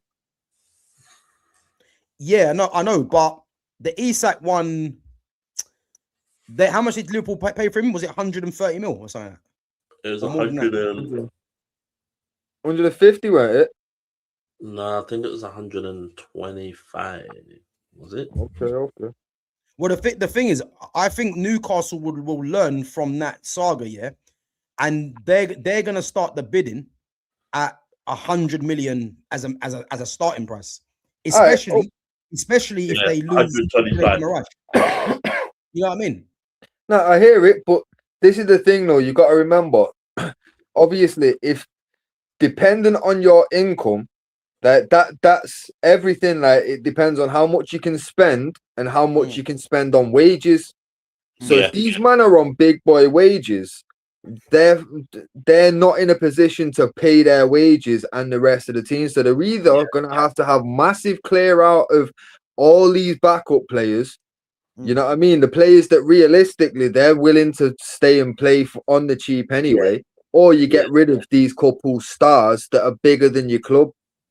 So even though they don't like it, they might be pushed into a position where 100 mil for Tonali, but say, if that Bruno's got a 70 mil clause, taking the both of them for 170 mil, I take that. That's decent enough business.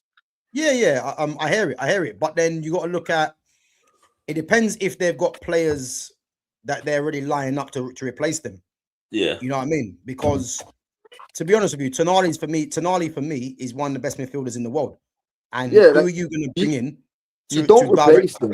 You don't. But that's the thing, though. They're not in a position where they can just be replaced and that's it. Like they're in a position where they're going to have to bring in like players nowhere near the same quality. Yeah. Because they're not in a position where, like, look at it, when they got the takeover, they were in a strong position where, look, we're going to be competing for Europe, this, that. The project's failed. Yeah. At this point, finishing bottom half of the table, the project's done. You've already lost Isak. The rest of the players, essentially, it was this season's make or break, and it was a failure. So I feel like anyone that's a star player there, out of the door, they'll be lucky to keep all the Gordon. But I've got a feeling Gordon, unless he gets a big offer from a Premier League team, which to be fair, who comes in for him? Maybe a Liverpool will go in for him. Well, that's what I'm saying. But again, he needs to be at Everton. So is he going to do that? You know what I mean? Yeah, he will. Yeah. There's no loyalty in football now like that. None of these men are loyal anymore, bro. Yeah, it won't be like that. It's not. I don't know if he sees Everton like that because it's not like how it used to be where it's like, oh yeah, I'm not going to this. I don't think they give a shit. If Liverpool said, oh yeah, we'll pay you this, he'd go to Liverpool easily. Yo, put it like this: when Michael Owen had to leave Newcastle, he did not give a fuck about signing for Manchester United, despite being a youth prospect at fucking Liverpool. No, he didn't. You know what I mean? Like, he still signed that contract and took that wage, bro. If my man's looking at this Newcastle team, I don't want to be here. I don't want to be fighting for top half of the table. I want to be fighting for fucking top 4. I want to be in Europe. Yeah. Gone. Doesn't matter. As long as he gets the offer from a top team that's going to be competing for that. Exactly. It's one of them, to be fair. It might not be Liverpool, obviously, this season because they might not make it to Champions League. But obviously, fucking hell, like Bruno and Tonali, there's no way they ain't gone to them. And even if they've got to sell Tonali for 100 mil, like it's still decent. I just checked, he's there until 2029, isn't it? Who's that? Tonali. But bro, that's my point. So this is what I'm trying to say to you, yeah. It depends whoever goes first. If Bruno Guimaraes goes first, they're gonna ask for at least 150 for Tonali. I promise you. But this is the thing, though. Make no sense. You know what I mean?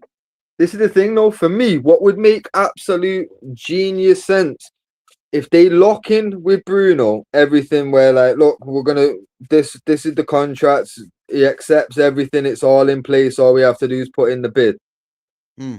Then go in and just get Tonali first. Then you can lock in everything with Bruno the day after, and it's quick business. You know what I mean? Because he can't stop that one. But the Tonali one, as long as you do that one first, nobody can argue. Yeah. You know what I mean? When you go in for the Bruno, that's where you become public enemy number one. You know what I mean? Because now we've just sold you Tonali, and now you're gonna do this to us. But it is what it is, isn't it? Like, fuck Newcastle, man. Like, we've never, you know what I mean? Like, what, we got Andy Cole from them, and then they celebrated getting Shearer over us, you know what I mean? So they stole Shearer, we took Cole. One of them had an outstanding. To be honest with you, man, I don't really want Bruno Guimaraes. Tonali's the one for me, man. No doubt.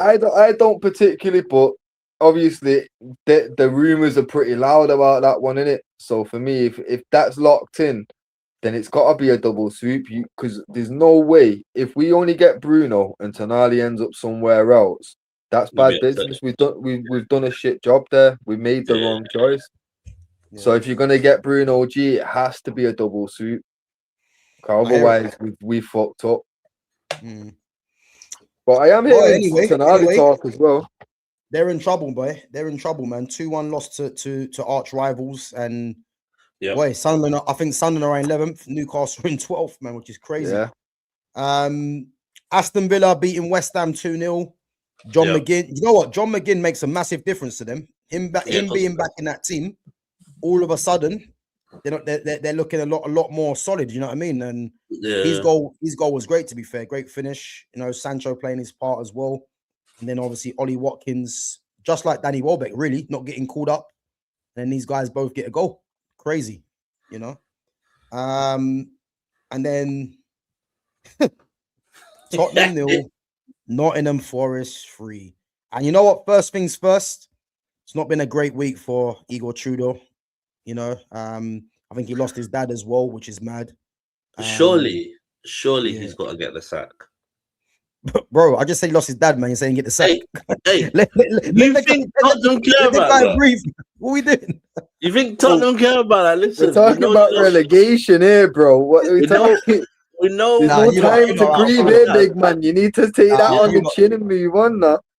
You lot are cold. Seriously. But listen, you got to take that on the chin and go back. You lot are cold, man. You can't be man. I've lost my dad. You get me? I know the pain, but same here, man. But listen, Igor, ignore them. You know, listen. Man. He lost his dad, man. Which I think it was today actually as well, which is hard to take. Boy, but what's even harder, man, is his team getting pumped by relegation rivals Nottingham Forest. I mean, I watched the first 20 minutes, and then when I got back, man, I'm seeing 3-0, and I'm thinking, wow, you know what I mean? They're cooked. Well, this is what I said.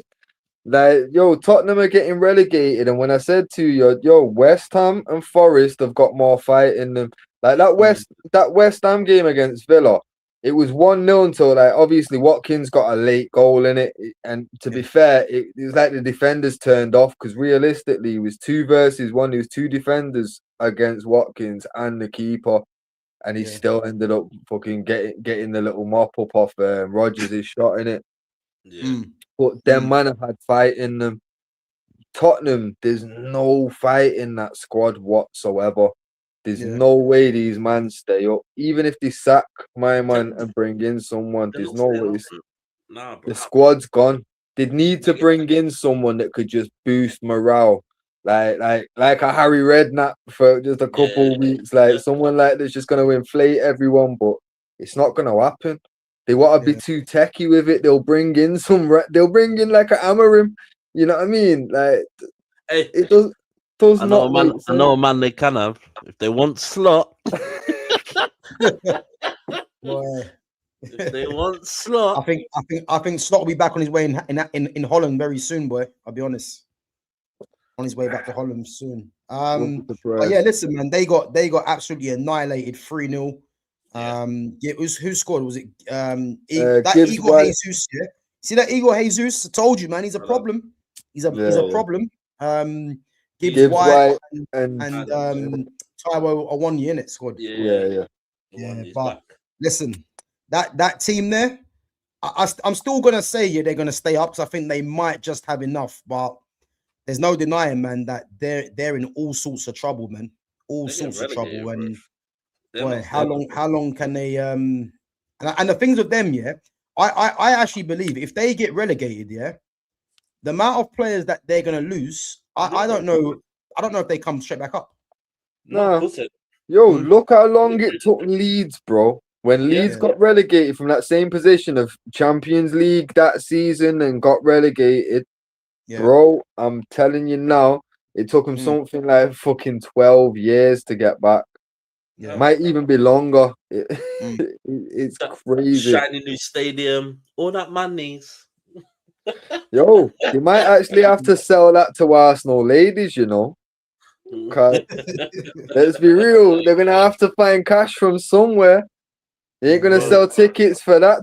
You're gonna. Let's be real. How many sellouts do you think they're gonna get with that in the Championship? Brother, they're gonna have to drop down the ticket sales. They're gonna have to drop them down. Tenner a ticket, $5 a ticket. Brother, you can't be charging serious fee. Madness. But anyway, let's finish your close. We're gonna wrap it up in a minute. Big up to Rob James says, what do you reckon to Trent not being picked for England? He was shocking at last tournament. To be honest, reckon Danny Welbeck should get a shout. So listen, I spoke about this other day, really.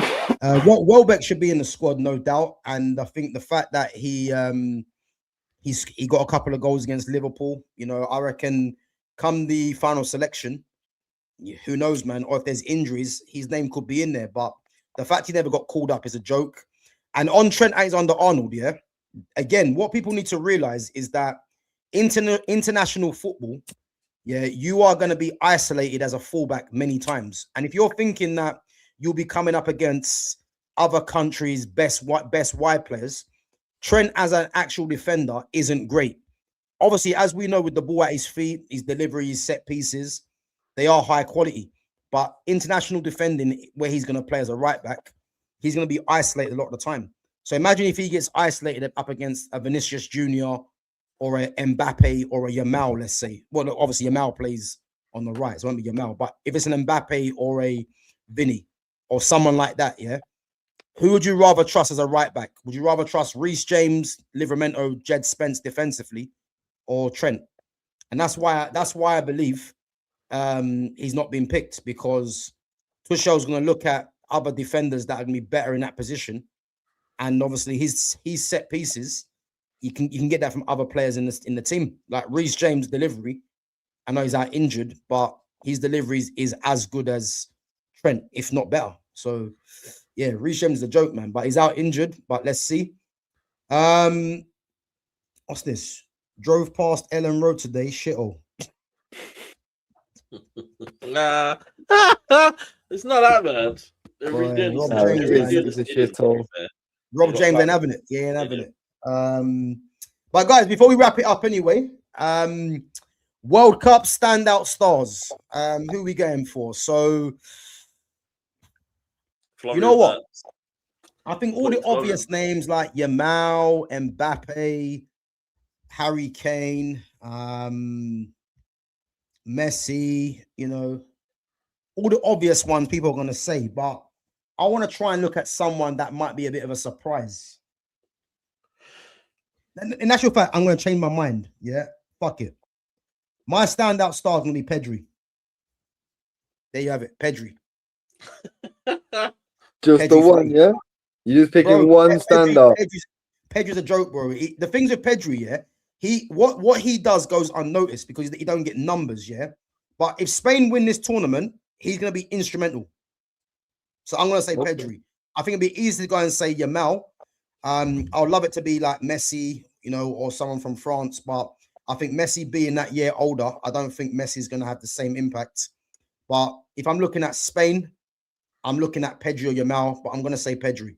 So I think what Pedri does is a joke, man. He's a joke of a player. I'm telling you. Joke of a player. Jonas, who are you going for? I might go for, do you know the right winger that plays for Leipzig? What? Nusa? No, not Nusa. Diamande. Nah, is he a Diamande or it's I'm sure it's Diamande. Diamande is the one that Liverpool are looking at, isn't it? Yeah. But are Ivory Coast in the? They're not in the World Cup. They're not in the World Cup. I don't think so. Fuck's sake. He would have been To one be of my. fair, there's so many teams in the World Cup. I would have thought they qualified. I'm not sure if I'm not sure if they're in the World Cup. I'm in the World Cup. Let's have Have a a look. check. Oh, it was 16 years when Leeds got relegated till they got back up. Could be Yeah, they are. could be a long stretch for Tottenham. Ivory Coast are in the World Cup. Okay, They're in there, yeah. It looks like it. Boy, Ahmad in the World Cup. Cool. I didn't know that. Did not know that. I didn't think they made it. Let's have a look. Yeah, we know we're playing on that. Let's have a look.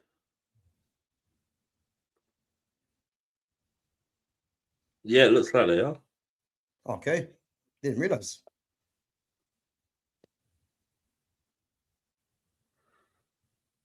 Yeah, they're playing. Yeah, they're in World Cup Group E. They are. They're in there, yeah. That's good. So you reckon he'd be the standout? Yeah, he'll be stand up for that team, I think. Okay. He is ridiculous. Some of his is. You think he's good, yeah? Yeah, bro. Do you not rate him? Nah, man. I don't rate them pace merchants like that, man. But he's more than them that. guys. Them guys have their place off the bench, but if you're going to be starting them guys, I'm not too sure. Like I've seen a bit of him. He's again. more, huh? He's more than pace. I think he's a good player. I think he's got a good touch. You like him, yeah?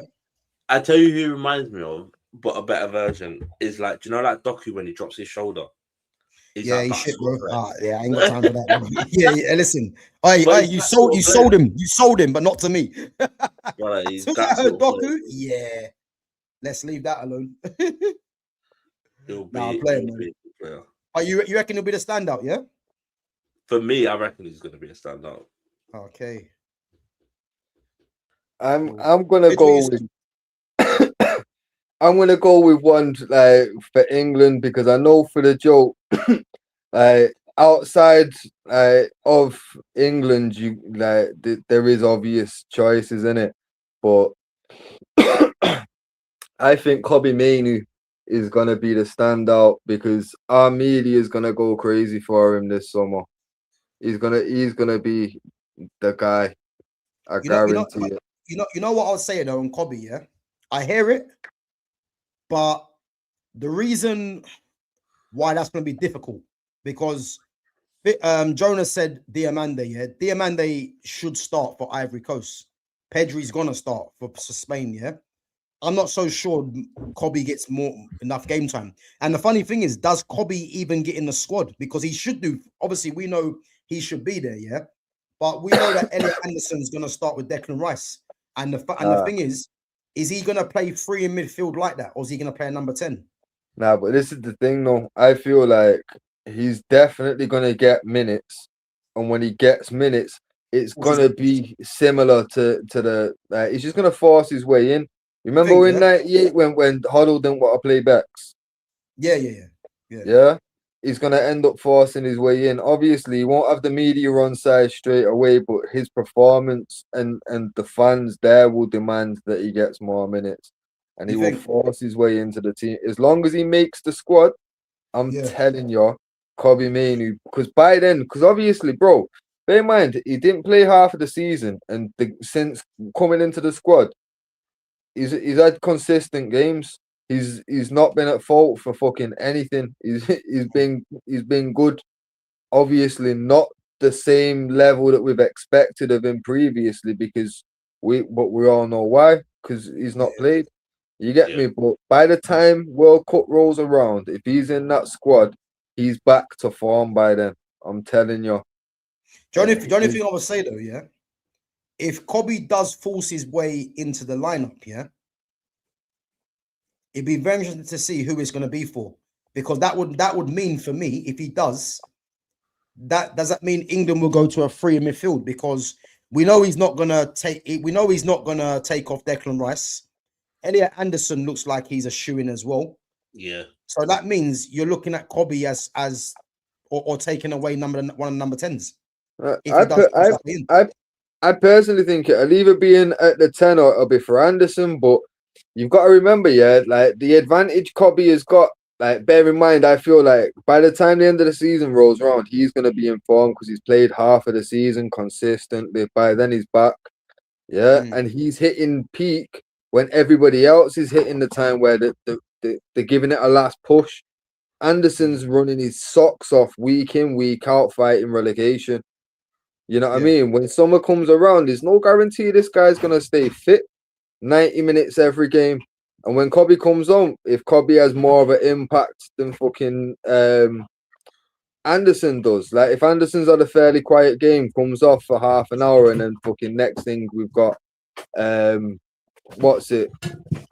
You've got Kobe Mainoo just running the show for half an hour. Bro, next game, there's no way Kobe Mainoo doesn't get at least 45 minutes. And then the game after that, he's got to start if he does the same thing, which I think he will do. Because like I say, bro, by the time World Cup comes around, yeah, there's been so much games already played. And like, look at Anderson. He's played every single one of them. There's no way he's going to be 100% when it comes to fucking World Cup. There's no way, because he's had to play his best football to fight relegation. So when Kobe does get a chance, I'm telling you now, he's gonna take it. There's no way that he doesn't. By the time, because obviously you expect England to get out of the group, So by the time we're into the fucking knockout stages, I expect Kobe to have forced his way in that team. Yeah. No, I hear it. I hear it. I just think. But because it is dependent on like Kobe even going, the other one that I'll give is I think, because I think France is gonna win it, innit? So it's gotta be someone from France. Camavinga. You reckon Camavinga gets in that team? All right, listen. I was gonna say Camavinga, but it was either Camavinga or Pedri for me. So I want to go for a player that's gonna be an unsung hero, because a lot of the players that are going to be in everyone's thinking are going to be like the Yamals and Mbappe's, etc. But for me, I'm gonna say I'm gonna say Pedri. But yeah, who are you gonna say for France? To be fair, I was thinking to say Camavinga, but it's more because he's putting himself in the shop window. There's rumors that Real are willing to accept offers that are real cheap. You expect him to perform, and I've also got a bit of a theory that it's not going to be a fucking a tournament for strikers and attacking players. This, like I said to you on the other stream yesterday, Gav, about the ball, innit? The ball's meant to be fucking very similar to the 2010 ball, and that like I say, Messi 29 shots, not one of them hit the target. Like not one shot on target is still a record for the World Cup to this day. It's insane. So if Messi couldn't get it right, I don't think many will. I think your mom probably will, because like I say, he's the one that's been playing with the ball, innit? So he's gonna do the same as what Forlan for me. He's gonna be the top goal scorer because he's had experience and time with the ball, but nobody else has. But I don't think attackers are going to have a very good tournament. I think this is going to be a midfield and defense tournament. You think? Yeah, there's not going to be a defensive standout, really. You know what I mean? If it's not going to be a tournament for attackers, defenders can't shine like that. It's going to be a midfield battle all the way through, innit? So, I hear it. Yeah, man. Kobe if he goes. If not, Camavinga. Yeah. So we got Diamande, Pedri, Camavinga, or Kobe. So four players that could potentially be standouts. So yeah, man. Listen, I'm looking forward to this World Cup anyway. So yeah, it's gonna be good, man. So we have to see what happens. Listen, we are gonna wrap it up anyway. We are gonna wrap it up. Should go for this last question. So Christopher McGrath says, with the wealth of talent England have, why wouldn't they play 3-5-2 and flood the midfield? Again, again, There, I think Nick. two up, Look two where up the top. lighters and the fucking crayons are. Keep going down towards the fucking table. It's there somewhere. Yeah. So again, 3-5-2, guys. Yeah, like that is a thing of the past, really. You would say, especially international football. There's no international teams really that play with two up top because, again, you know, this is why I say about strikers' game is to do more than just score goals. You know, they have to be basically two players in one, and obviously the midfield gets priority over the striker like that. So there's no team that's going to play 3-5-2. And not many teams play two strikers. Yeah, no teams do it unless no you're chasing one's the game. wasting a position with two strikers now, bro. Yeah. Nobody. Unless you're chasing the game. That's how football's gone now, isn't it? But yeah, it is what it is, man. But as I said, man, it's gonna be a good tournament. I just hope there's no standout injuries, man, because this is the problem with the World Cup and the Euros that come about. There's always someone that misses the World Cup, and at the moment you got no Rodrigo as the standout one. So let's just hope there isn't too many more, man. But other than that, it's going to be good, man. But guys, listen, we're going to wrap it up. Big up to yourselves for coming through. Big up to all the mods as usual. Big up to all the newcomers as well. Guys, make sure you are smashing the like button. Help the channel to grow. And if you're new in here, make sure you sub to the channel. Check out all the other content. There is some uploads, guys, that have come out today. One namely on Bruno Fernandes. So yeah, give that a check. You know, you might find that interesting. You might be crying, but it is what it is. Let's go, Bruno. Listen, I'll keep the same energy. You know what I mean? I don't care what numbers he hits. Just get him gone into the season, man. And big up to as I say to even like Mamba that come in, because you know a lot of the Arsenal fans, you know, they do chat and only a few of them show up. So big up to Mamba, Clock Enders who came in as well. We didn't see Lumi Rain today, did we? Yeah, all but that yappa business. Yeah, but we all knew she was going to be hiding. This is what they do. Remember these guys promised, you know, they said £50 super chat if Arsenal don't win, 3,000 euros if Arsenal don't win. These guys just lie, and that's why their team will be getting embarrassed come the end of the season. You know, so it is what it is. Before we go, Clock Enders, how much did you pay to watch your team get beat? And would you sat behind the goal where the goals were scored as well, bro? Please let me know. Please let me know. Right, if he sat behind the goal, man, I see them pan to an Arsenal fan, and he was crying. So it might have been Clock Enders, to be honest. It might have been him. Who knows? Hey, it might have been in the end with the City fans. He didn't want to celebrate when they were scored and that. Trust me, Clock Enders, don't worry, man. We're here for you, bro. We're here for you, man. You know, it's not easy. You know, it's not easy. Stay humble, eh? Stay humble. But listen, other than that, guys, listen, we are gonna be back same time next week. Obviously, we got our all-time 11 series. Probably do that on Wednesday or Thursday. Not sure yet. Obviously, it'll be on Tottenham. And then once we get the Premier League teams, we're going to move on to La Liga. So, yeah, make sure you guys follow that. Check out all the content as well. And, guys, make sure you go and follow Fitz and Jonas on their socials, which is in the description. So, yeah, go and give them a follow on their socials, which is Instagram and Twitter. And as I said, there's some more content coming out for you guys during the week and definitely next week as well. So, yeah, big up yourselves each and every time. And Arsenal, 1 down, 1 trophy down, 3 to go. I'm predicting you guys might not win the FA Cup as well. I think Southampton might have something for you at home. Champions League, and then you got to play City again. So it is what it is. It is what it is. But exactly, stay humble, eh? Erling said it to Arteta. Arteta like he was going to switch, boy. He wasn't happy, but good. You know what I mean? But other than that, guys, big up yourselves. Have a good rest of your Monday. And yeah, I'll catch you guys in a bit. Take it easy, yeah? Later. Later.